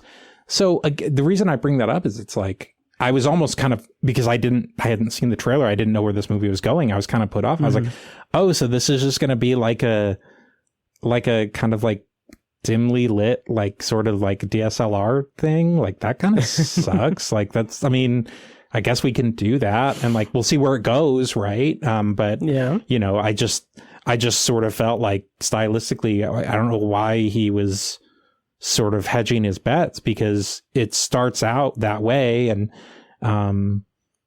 you know, the Hell House movies are definitely ones that I was thinking of a lot during this movie. And it's like, you know, there are definitely some ones that are not great, but like that first one is still, I think, pretty solid. And again, like that's the director's challenge. And again, like getting back to what you said, Matt, like this doesn't seem like this seems, it doesn't seem like there's much here that would really draw, like, why does a story really need to be told? My thing is, if you're going to do this movie, the problem should be to solve, how do I make a good found footage horror movie in 2025? Yeah. That's your premise. Oh, yeah. You know? Yeah. So, but you know, I think he just sort of,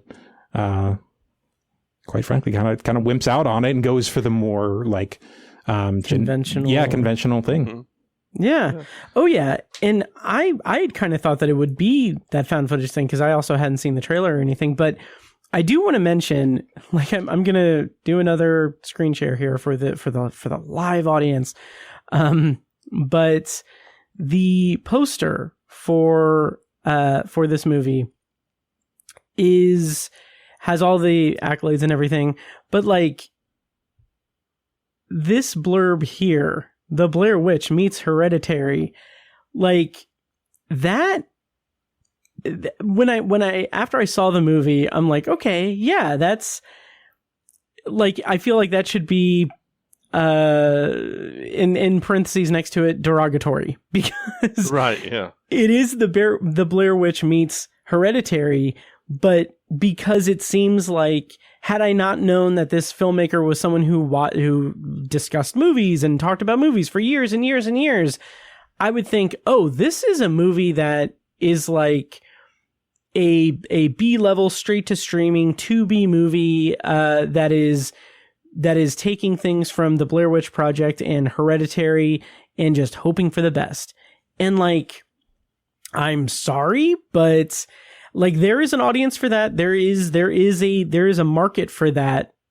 But frankly, knowing that this is coming from someone who I would consider to be, you know, to be a contemporary of me, or a peer, someone who has, you know, participated in the discussion and analysis of movies, I want to hold him as to a higher standard.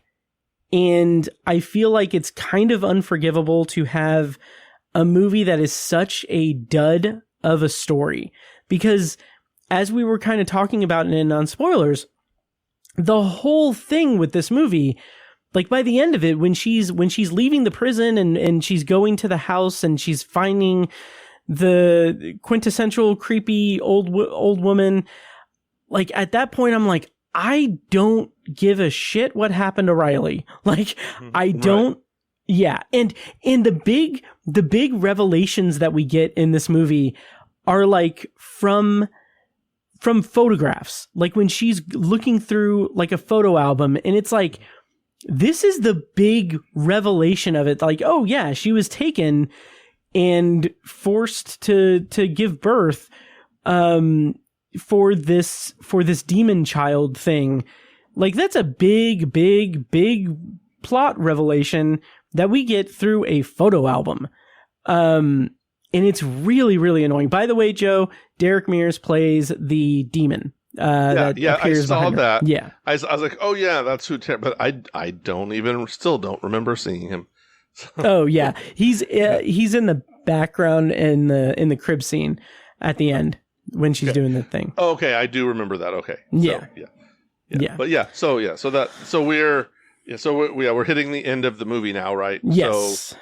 So we find out all of this like really convoluted thing about the baby and the demon stuff, but we never really find out the significance of it, right? It's like this is some lady that's worshiping a demon. The guy who kills himself at the beginning is his name is Wilson. What is it? Miles, Wilson, I think. Wilson Miles. And yeah. This is clearly supposed to be a, Jason Voorhees kind of like scary name, right? Like it's Wilson kilometers for our viewers and listeners overseas. Yes, absolutely. Yes. We have to be respectful. Yeah. Yes. Yeah. I mean, our friends in the UK and obsessive viewer is nothing if not inclusion. It's like 3:30 in the morning for them right now too. Like, why the hell did I stay up to listen to this? Hey, man, got to. So yes, weird things like we never find out, and also there's like, okay, so if this is something that was going on from their childhood, like why is this guy and his mom involved in it? I don't know that we ever got an answer to that, and it was like, and. I don't know. It's just like at that point, it's just a mess, right? It's just like what the hell's happening, and then it's like, by the way, there's a baby, and and then it's like, this is your baby. It really is. By the way, there's a baby. Yeah. Because it's like my long lost sister. I'm so glad I found you. She's like, and she just like pushes past her and walks up the stairs, and I'm like, what the hell is happening right now? Like, is she possessed by this thing? Like, what? And I was like, no, she's just gonna go collect her child that's upstairs that we have heard nothing about. I mean, we saw the pictures. Exactly, and it's so frustrating because I can somewhat respect what the movie is intending to do. So basically, we're getting this backstory throughout the movie about this demon thing that's kind of latched on to Riley in childhood. When she was 13, it went away because Wilson is like he's possessed by it, but he was in prison. One of the things that I think was really interesting that the movie did nothing with was explain that when Wilson went to went to prison, like the prison just started becoming so dilapidated immediately. And those are like plot threads. Those are little elements of the movie that I feel like could have been really good in terms of building up the story. But by the end, I don't care. Like, we don't get any information about that. We don't get any information as to the context of it, because it's all based on the tone. She goes to the penitentiary, and she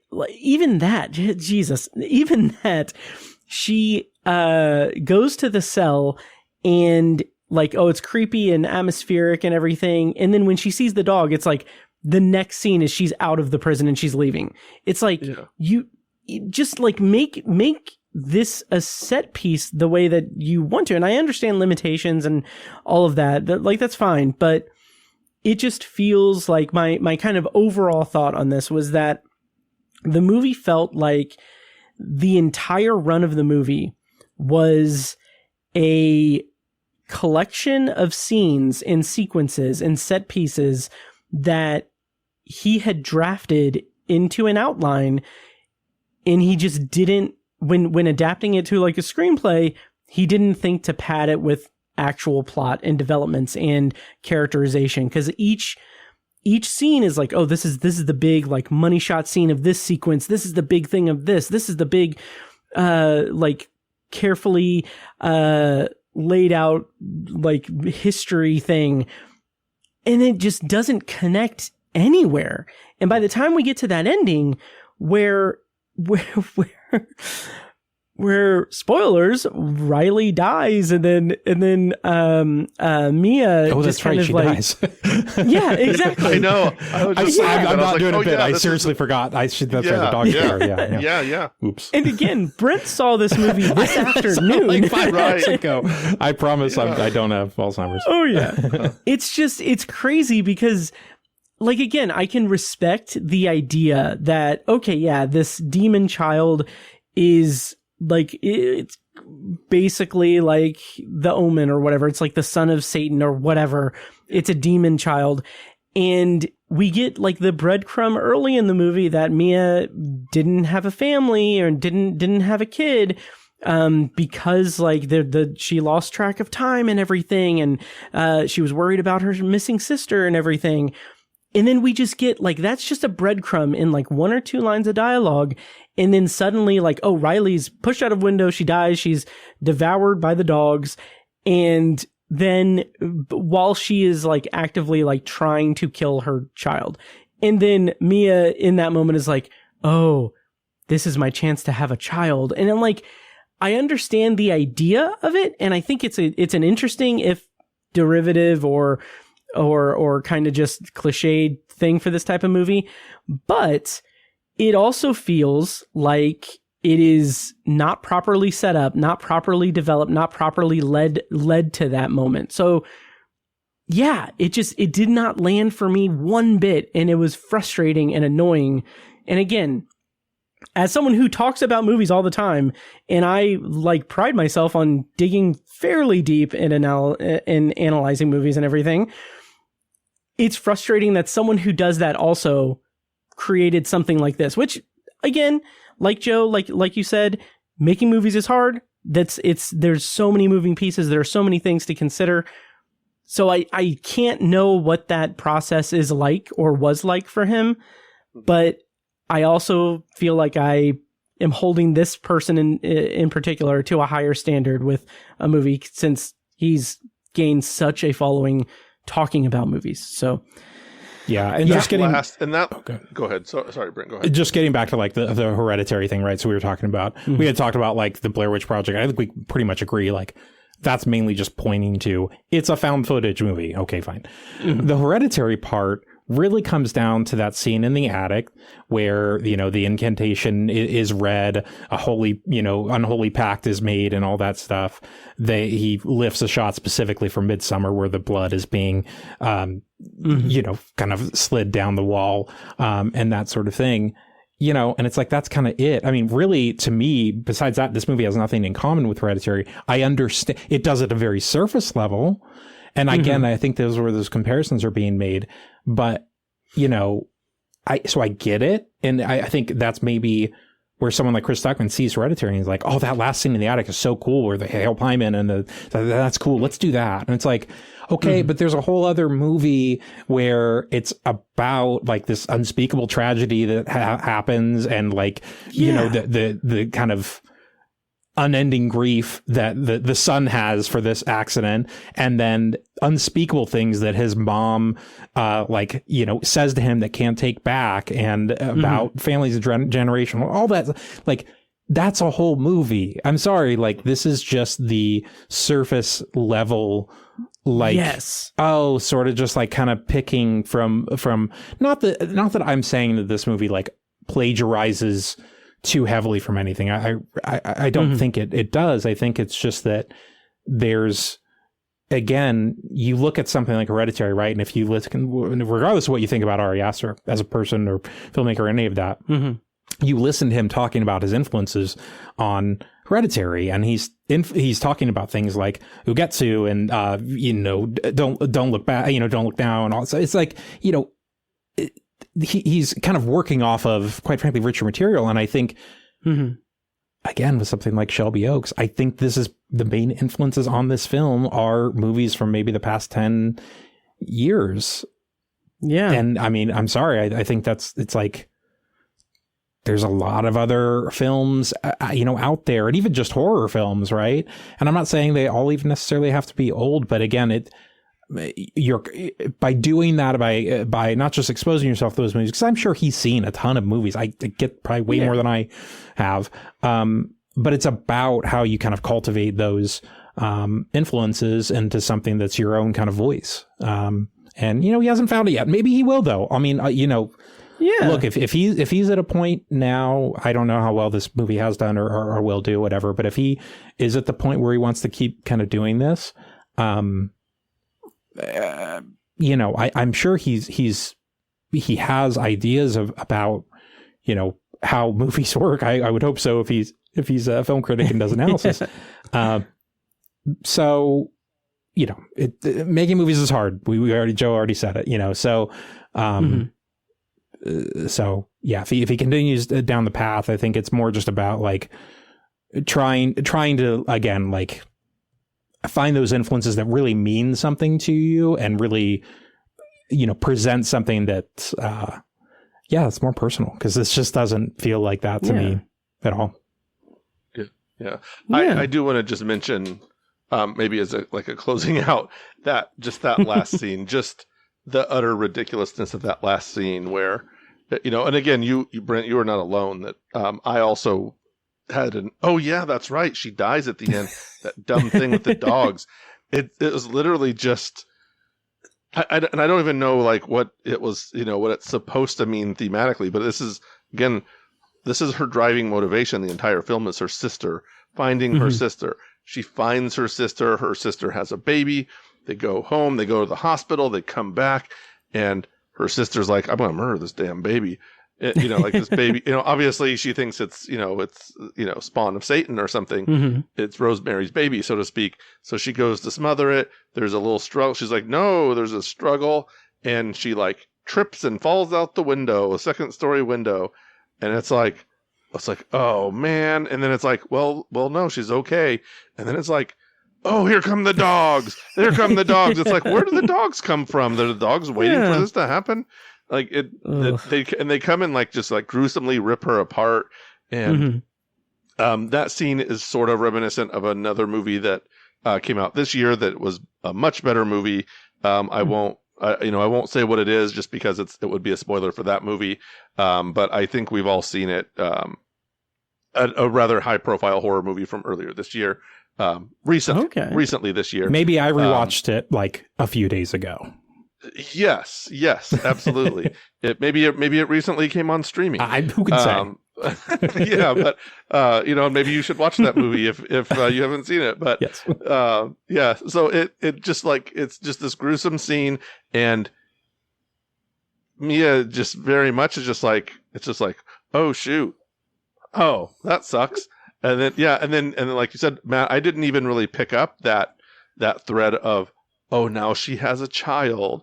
And, but it was because there's no time for that to breathe, because number one, that was such a subtle thing early in the movie, and it doesn't get time to breathe even in that moment. And then it just turns into her eyes are glowing and she lets out that scream. And then the demon thing is standing behind her. And it's like, what does any of this mean? I guess now she's involved with this demon thing. But why? Yeah. Why? What's the significance of it to the demon? Why does the demon care? Why does the baby care? It didn't make any sense to me, what the whole motivation was for the demon in it. Because I was with it with oh yeah, she now finally she can't kill the baby because she missed out on being a mother, so this is her chance to have a baby. Yeah. And then the dialogue, the voiceover at the end that ends the movie is something we thought that the demon was going after Riley her whole life because it was getting what it wanted, or it was going after what it wanted.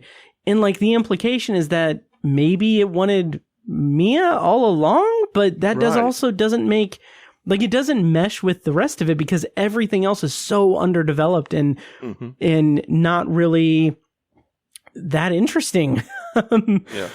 Yeah, and Brent, to your point, I just want to say that according to Letterboxd, you have logged 3,395 movies, and Chris Stuckmann has logged 5,000 and some. I have that here. Oh. So anyway, you'll get there, Brent. You'll get there someday. So yeah, yep. 5,044. There we go. Yeah. So anyway, He doesn't even have a Chernobog in his background, even though he's a patron I know, right? and can have something in his background. Just saying. Yeah. See, that's the thing. He's a pro. At least me and Brent are patrons. I don't know if Joe is. Not. No, I don't have the money for that right now. He bragged on Letterboxd that he was fair. on their like a reel for them or whatever, that he was a patron. So he's only at the pro level. Wow. I think he might have just said that I'm giving you money. So I thought he said he was a patron. It doesn't matter. That all 0 of the watchers on the live stream here. Boom, called him out, baby. Yeah. Obsessive viewer rights. Do your thing. Since J.K. Rowling is not on this live stream either, I will say when Mia walked into that woman's house and she's very like shadowed or whatever, and she sits in that chair and there's a bunch of like black mold, like decaying mold around her, I was like, oh man, they're doing a J.K. Rowling biopic. Like, I didn't even realize. That's crazy. Does anyone remember on Twitter, this was like years ago, there was a shot, the selfie she posted of herself, and there was like black mold on her walls. Oh. And people were like, oh, that's why she's that's why she's like all turf and crazy, because her house has a bunch of mold in it. Nope. I had no idea. That is wild. the thing about the black mold in her selfie, that's a real thing, but this is not actually a J.K. Rowling biopic. Unfortunately, that would be a very interesting telling had they gone that route. But again, no. Yeah. Well, yeah, that I think can be it for our review of Shelby Oaks. Yeah.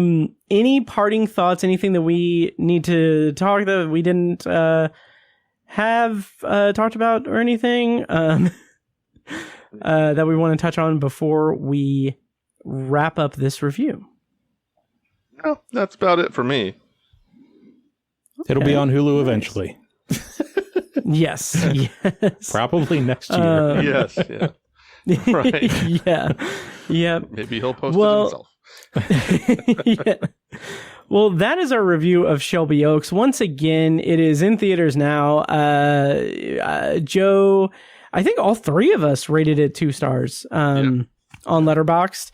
And yeah, we're going to get to a secondary review, probably a short one, I think, but that'll be for Frankenstein. But Joe is going to be vacating the live stream and the podcast for that. So, Joe, thank you so much for joining in this episode of the Obsessive Viewer podcast. Yes, thank you. And next time I will watch Frankenstein so that I can review it with you guys.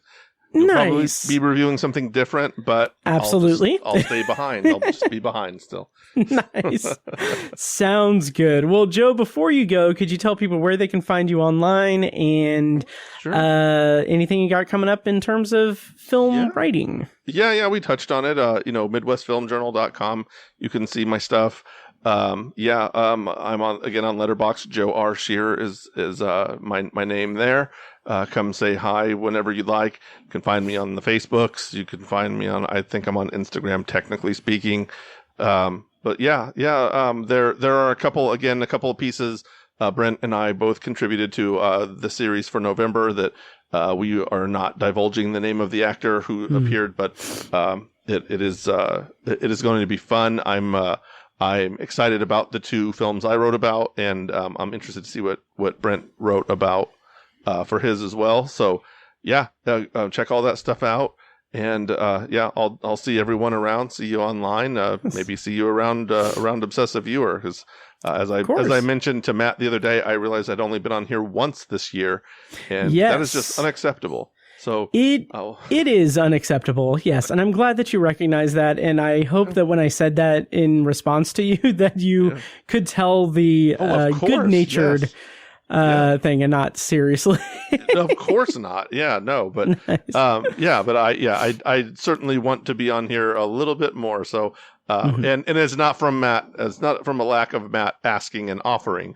There is sort of an open invitation, and I've just been not taking advantage of it for a variety of reasons. None of which are I don't want to come on. Just that other things are interfering. So I'll make an effort, certainly as we're closing out the year, to come on a few additional times and balance out. And my response to that, Joe, is I've got the hint. I get it. But thank you so much, Joe. We're going to get into our review of Frankenstein, but Joe's going to be leaving. Please God, Joe, make sure you wait until it uploads when you leave. But but yeah, thank you so much for joining us, and I'll talk to you soon. Thanks a lot. Bye, Joe. Thanks. Bye. All right. Well, before we get to our secondary review, I'm going to take a quick moment to remind you guys that if you like the show, please take a moment to follow us on social media and subscribe to and rate the show on Apple Podcasts, Spotify, YouTube Music, or whatever your preferred podcast app is. Also subscribe on here on YouTube on the Obsessive Viewer Podcast YouTube channel, which this episode is being live streamed, hopefully without a hitch.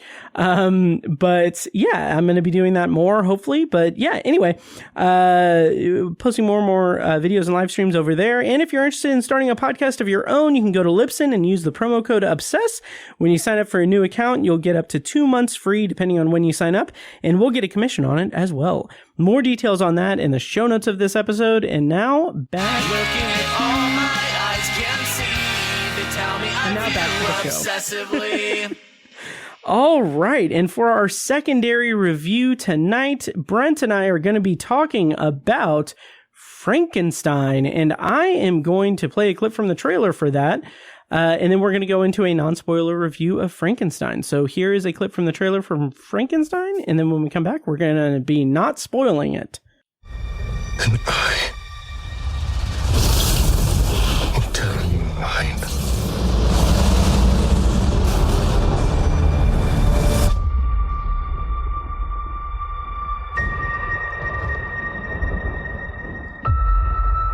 I remember pieces, memories of different men.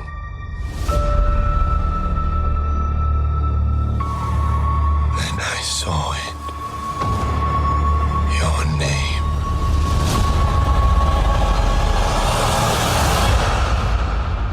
Victor Frankenstein.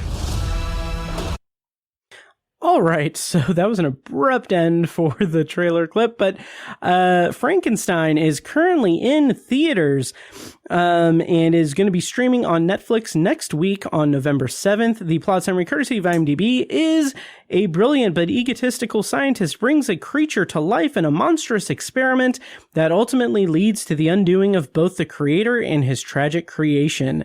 Writer and director for this was Guillermo del Toro, and of course it is based on the novel by Mary Shelley. The cast includes Oscar Isaac, Jacob Elordi, Christoph Waltz, Mia Goth, Felix Kammerer, Charles Dance, David Bradley, and Lars Mikkelsen. And Brent, we're going to do a non-spoiler review for Frankenstein, but I'm so excited because I get to correct a miscommunication that I made in a previous episode with you where I talked about Jacob Elordi. I mistakenly said Jason in this thing, but I'm going to redo it now because it's been on my mind for months, maybe even a year. But anytime I see his name, I think, oh, Lordy, it's Jacob Elordi. So, anyway, what did you think of Frankenstein?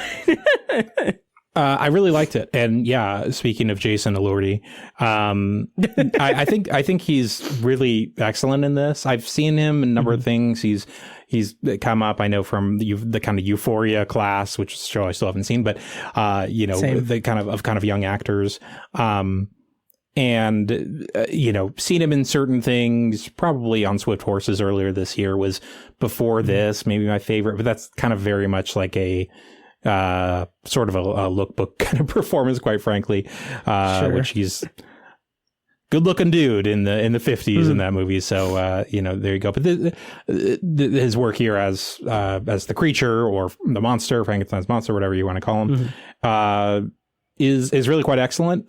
He, of course, has the physical presence. He's like 6'5", 6'6", and everything. But I don't know exactly how much of this was like voiced over in terms of his work. Obviously, there's digital effects. I don't know if he did mocap, exactly what it is, but regardless, whatever they did, he did. It's a really fine performance. And I think the main thing for me with this movie is this sort of gives Frankenstein's monster, the creature, like, it tells his side of the story. What I like about this movie is that it does give plenty of like time to Victor Frankenstein, and of course setting up the experiment and all that sort of stuff. And he does have certain things in his backstory where you'd understand, where he would turn into kind of the man he is, who creates this this monster. But it really gives equal time to the creature, and it's like, you know, this is sort of like the Don't You Want Me Human League, you know, version of Frankenstein. It's like, you were working as a physician in a laboratory, that much is true. But it's like, there's all this kind of other stuff about how he, like, why is he on this like mission of vengeance? Because the framing device in this is that there's this boat that's stuck in ice, and Victor Frankenstein comes running, the creature comes running after him, and it's like, whoa, what's going on? And it's like, well, we have 2.5 hours to tell you, so we're gonna tell you. But anyway, all that to say, you know, Guillermo del Toro, I mean, this is just like so right up his alley. He just wrote a piece in the Atlantic, basically about like, why did I make this movie? And it's like, you probably didn't even need to write a piece about it. It's a well-written piece and it's fun, but it's like, I could have told you were going to make this movie. No, but he talks about how Frankenstein and Pinocchio were two of the movies books he remembers reading at a very young age. He was very impressionable. And it's pretty awesome that now he's made, of course, those are his two most recent films that he's made. So, if anything, it's like, how did he not make this film sooner? But it's 2025. Here we are. And I think he's done a really great job. Yeah, I was really taken with this. And I totally agree with you. The thing that struck me about this, I should say, elephant in the room, I went to a screening of this. So I did get to see it in the theater. I was like 2 minutes late. So I missed the first 2 minutes of the movie. So I now have no credibility with any of my thoughts hereforth. But the thing I was really like taken with this was the narrative structure. Like, we get a look at Frankenstein's experience, and then it circles back, and then we see the creature's experience. It's two different narratives that run one after the other. And the way that ties together the journey of the creature and Frankenstein is really compelling to me as this story of man and creation. Man and creation, as I have a frog in my throat. What did you think of the narrative structure while I cough off mic? Yeah, and that was one of the things I really engaged with. I mean, again, I hadn't seen a trailer for this one either, so I didn't know exactly how they were going to approach the story. And, you know, I've seen the 31 original. I've seen Young Frankenstein, the definitive version of this story. If I can say so. But no, I mean, this is, you know, if Guillermo del Toro is going to do it, he's not going to, you know, like draw off of the 31, like just remake one of the movies. Like, no, of course not. He's not going to Gus Van Sant. No, exactly. Yeah. It's not a shot by shot remake of anything. So, so no, I really liked it. And again, the one thing I would say, I don't really like the cards. So actually, if you came in a little late, they say like prelude and then basically Victor's side and the creature's side. Right. It's kind of weird. Like, I honestly wish he had just kind of skipped that, because like, it's sort of weird because there's no like epilogue or anything. That's true. And there's this really clunky Lord Byron quote at the end that I don't think really worked. Like, it's just weird. So I kind of wish he had taken the cards out, but I mean, that's ultimately just kind of more of a nitpick. But yeah, I really liked it. And again, this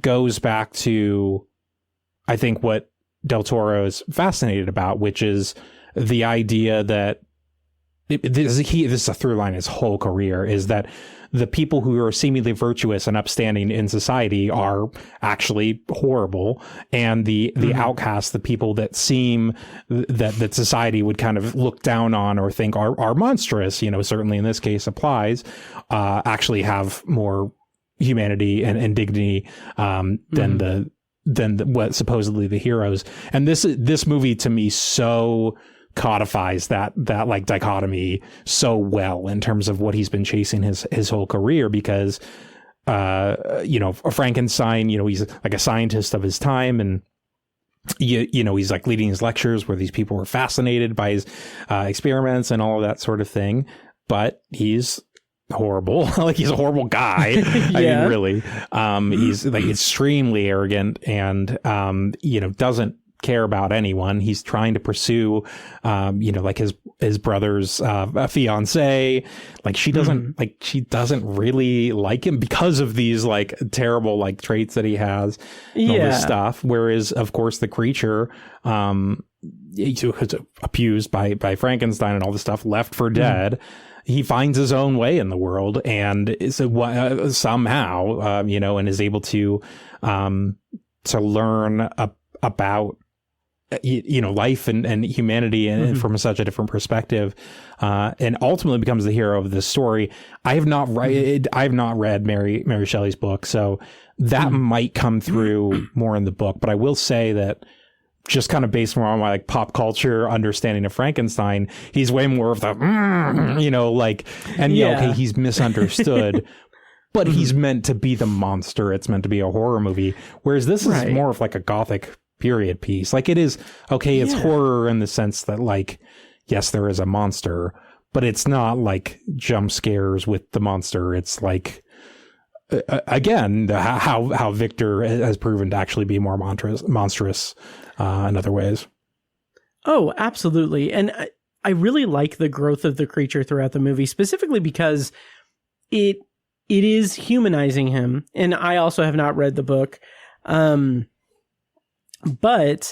the way that the movie kind of just connects the two characters, like, we have this generational thing with Frankenstein, with Victor Frankenstein, like having a very dickish father, and like seeing the windows of his upbringing and everything, and how that informs how he interacts with the creature. And even then we get kind of a not reversal of that, but we get this, the early parts of the creature story, we get his dependency upon Victor, and the way that he grows away from that and becomes his own person by the end is really, really just engrossing. And like the way that Guillermo del Toro does it, because he's really good at that kind of thing. But not to go too deep into the plot or anything, but Mia Goth, I think she did a great job, but I was left with the feeling that she was intended to be used a different way, and the movie just didn't get there. Just didn't get there for whatever reason. That and Christoph Waltz's character, I feel like that thread is just, it's once he's out of the movie, it's like, oh, it doesn't matter at all anymore. Like, what was the point of that? So I do feel like there are some issues here and there, but the overall aspect of the movie is just, the overall experience is really, really good. I really liked it. Yeah. And I mean, just to say, from Guillermo del Toro movie, you'd probably expect production design's awesome, set design, it's so cool, like especially the laboratory. We rewatched Crimson Peak a few nights ago. There's a specific thing that I don't want to say lifts from his own movie, but he carries over to this, where the leaves are falling through from Crimson Peak. It's through the top of the mansion, and snow is falling as well.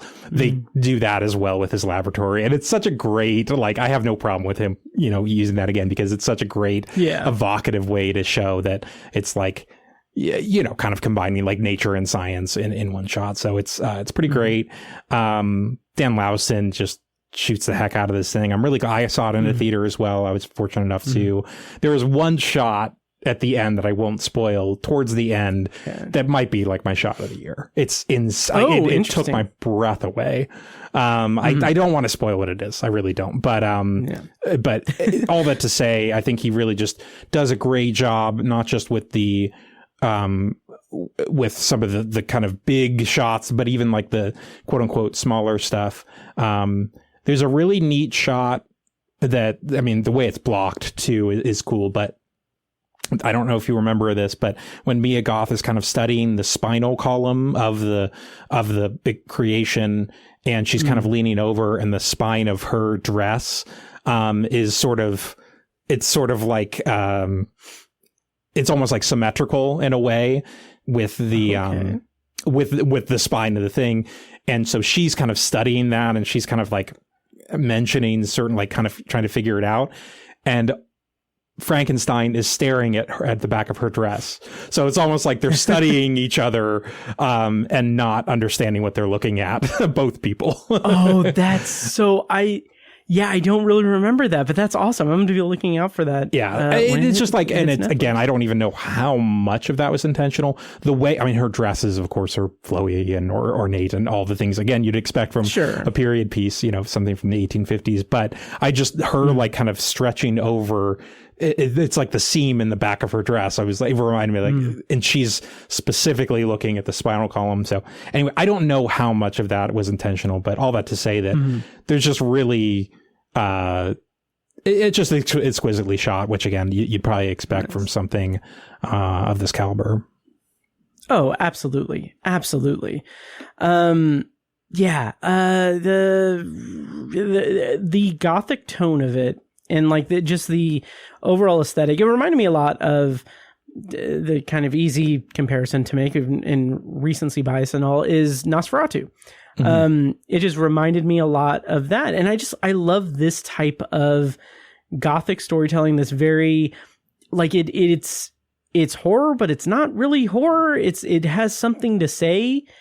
It's not a collection of scenes that are kind of lifted from something else and then put on film for a YouTube audience, but yeah, it is very just, it's engrossing. It's evocative. It is really thought provoking in the way that he's telling this story. He's telling his version of this story.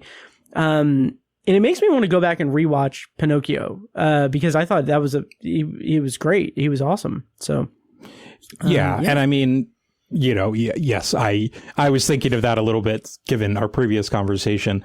Guillermo del Toro is very much a director who, of course, he's, you know, done way more films. He's older and that sort of thing.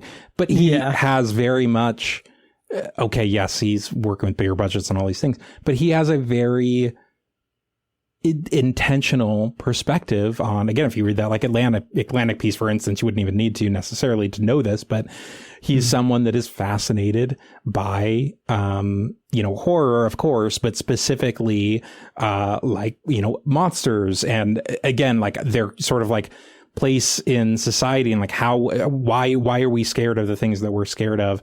He just comes at it from a very different sort of perspective. You look at like Devil's Backbone and Pan's Labyrinth, like in terms of like coping like during wartime. I mean, you can go through all of his movies and find different ways where he is you're viewing horror through these kind of different historical lenses or cultural lenses or what have you.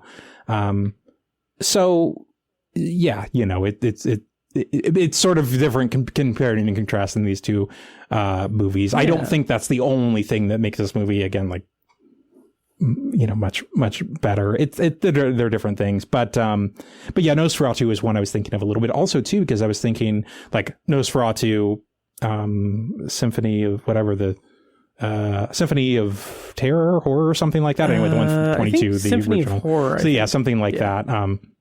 That came out in 22. The James Whale Frankenstein came out in 31. So like, again, it's kind of this cool thing of like, it's kind of what I say about like the Disney remakes. It's like, if you're going to don't remake Lilo and Stitch, that came out 23 years ago. Like, remake Snow White, which, you know, came out, you know, 30, whatever, like not 100 years ago quite, but like, you know, like old, like do something else with it. I think in both cases, and Nosferatu with Robert Eggers, Frankenstein here with Guillermo del Toro, they're doing different things. But that to me is also like, you know, these stories are timeless for a reason. But, you know, it's great to be able to have these filmmakers who are very accomplished and definitely know what they're doing with the material to refresh them. So, yeah, I was thinking about Nosferatu during this one as well. Yeah. Yeah, Nosferatu, me too. Nosferatu, me too. Yeah. And it was a symphony of horror. I looked it up, but yeah, it's so cool to see someone with clearly something to say, and using that for just to tell this incredible, like, not even remix of a classic piece of literature, but just like putting an interesting spin on it. It's just, it really, really breathes life into the material in the movie. And after the screening, when we were talking to the reps and everything, Logan from Odd Trilogies and Andy from Odd Trilogies, they were talking about how when giving their feedback, they were talking about how it's just interesting to see Guillermo del Toro do, like, his last three movies. This, Pinocchio, and Nightmare Alley are just like these three remakes of classic films and classic material that he's putting just such a unique spin on each one. And it's really interesting. And then I made the very, very easy joke, like, oh, that's a pretty odd trilogy. They'll do it. And they laughed in politeness. They'll do it. Those guys, I'm telling you. Yeah, I know. Yeah. But yeah, I loved this movie. The performances were great as well. Just it was really something special. I can't wait for it to hit Netflix on November 7th, so next week, so I can see those first 2 minutes. I need to see that prelude. I'm not joking. They do something different with the ta-dam, and I will not spoil it. Oh, you know, interesting. Sometimes they do something different with, like, the end. They do something different, that's all I'll say. Nice. Which I hope they carry through to when it's streaming. I hope that wasn't just for the theatrical run. They probably will. So interesting. I'll do an emergency live stream about it. This is an interesting release too. I mean, I'll just say, like, I guess to close out or whatever, like, that they're doing this, like, theatrical run. I'm glad they're doing it. Like, honestly, Netflix has been, as we know, very wishy-washy with this over the years, since they've really tried to, like, play the awards game. I'm glad they are giving this a pretty, like, an actual theatrical release. I know it's playing a few places in Indianapolis now. It is basically playing, like, a week-long run at our art house here in town. So, like, I'm just glad that they're at least, like, putting something behind it there. I really do think this is absolutely something that deserves to be seen in the theater. At the same time, I realize the majority of people are going to see this on Netflix. So is what it is. They did, you know, with Pinocchio, that's one. I don't know if they did any theatrical stuff with it. Maybe they did. Oh, yeah. I don't remember. But regardless, you know, that's, of course, on Netflix to watch too. And would encourage people to go back if they haven't seen it or whatever, or rewatch. But regardless, yeah, I mean, I'm glad that Netflix is, like, at least trying with some of these. Like, Train Dreams is another one too that I didn't get a chance to see, but, like, I'm glad they're well, actually, I don't. Ooh, it's hard to say too. Like, I don't know with some of these, like, what they're going to do. Like, we didn't have a House of Dynamite, for instance, like, do a run here or anything. But you know, if they're going to spend $120 million on a movie like they're going to do for Frankenstein, like, do some sort of theatrical exhibition for it, like they're doing for this. So, absolutely, you know, I think it's probably, if I imagine, it was probably something that Del Toro, like, negotiated pretty, like, strictly or whatever, and I'm glad he did. So yeah, nice. Same here. Yeah, and timed with the Netflix release next week, I will have a Patreon immediate reaction pop up because I didn't anticipate reviewing it on the show. And I was like, well, you know, I'll just time this immediate reaction for the Netflix release. And now everything's out of whack. So look forward to that on Patreon. But Brent, do we have anything else to say about Frankenstein or, you know, life? Yeah, I think that I mean, not to go like shorter on it, but I think it kind of in a way like speaks for itself. I think it's I'm sure it's a passion project of his, has been for a long time, and I'm glad they gave him the money for it. I think it turned out great. Like, just it's funny thinking about these things of like, it almost seems inevitable, like he was on a collision course with Frankenstein, but yeah, I think some pretty fantastic results. Yeah, given that the movie does have some moments that seem like they're basically since the movie does seem like it has moments where it's where it's building up towards something that never happens. Do you think, or would you support like a longer director's cut down the road? Like, is that something Guillermo del Toro would even do? I don't know, and I don't know if Netflix is open to that. I'm not sure really. I know Apple did that with Ridley Scott for Napoleon, and they did a Napoleon director's cut. So I don't know. If that's something they would do. I don't think they've done that before with any of the movies that they've released, but this would be an interesting one to start with. So we'll see. Yeah. Well, if I can borrow a phrase from another Netflix movie, I think Frankenstein is a house of dynamite in a good way. There's an explosion early on in this movie, we will say. Oh yeah, that's true. Yeah. Sled full of duckling. So, having said that, Brent, what did you rate this on Letterboxd, and do you think it'll make your top 10? I give it 4 out of 5. Probably not top 10, but almost certainly top 20. There's certain like little nitpicky things that I think really anyone who has like, who knows like the general story of Frankenstein might have. It's just a matter of what nits one picks. But again, I think overall this is really strong work. One of his better movies, I would say. Not like his total best or anything, but definitely. Sure. I think it turned out really well. Nice. Yeah, I agree. I also rated it 4 stars. Probably won't make my top 10. But it is definitely a contender for honorable mention for me, for sure. Yeah. And Guillermo, keep doing what you're doing, man. It's great. You're doing great. So, oh my God. He did an interview with Oscar Isaac and they were talking about Oscar buzz. Oh, yes. Oh my God. And he says, I'm good. I have my Oscar right here. And he grabs Oscar Isaac. It's like, oh my God. He's the most adorable man.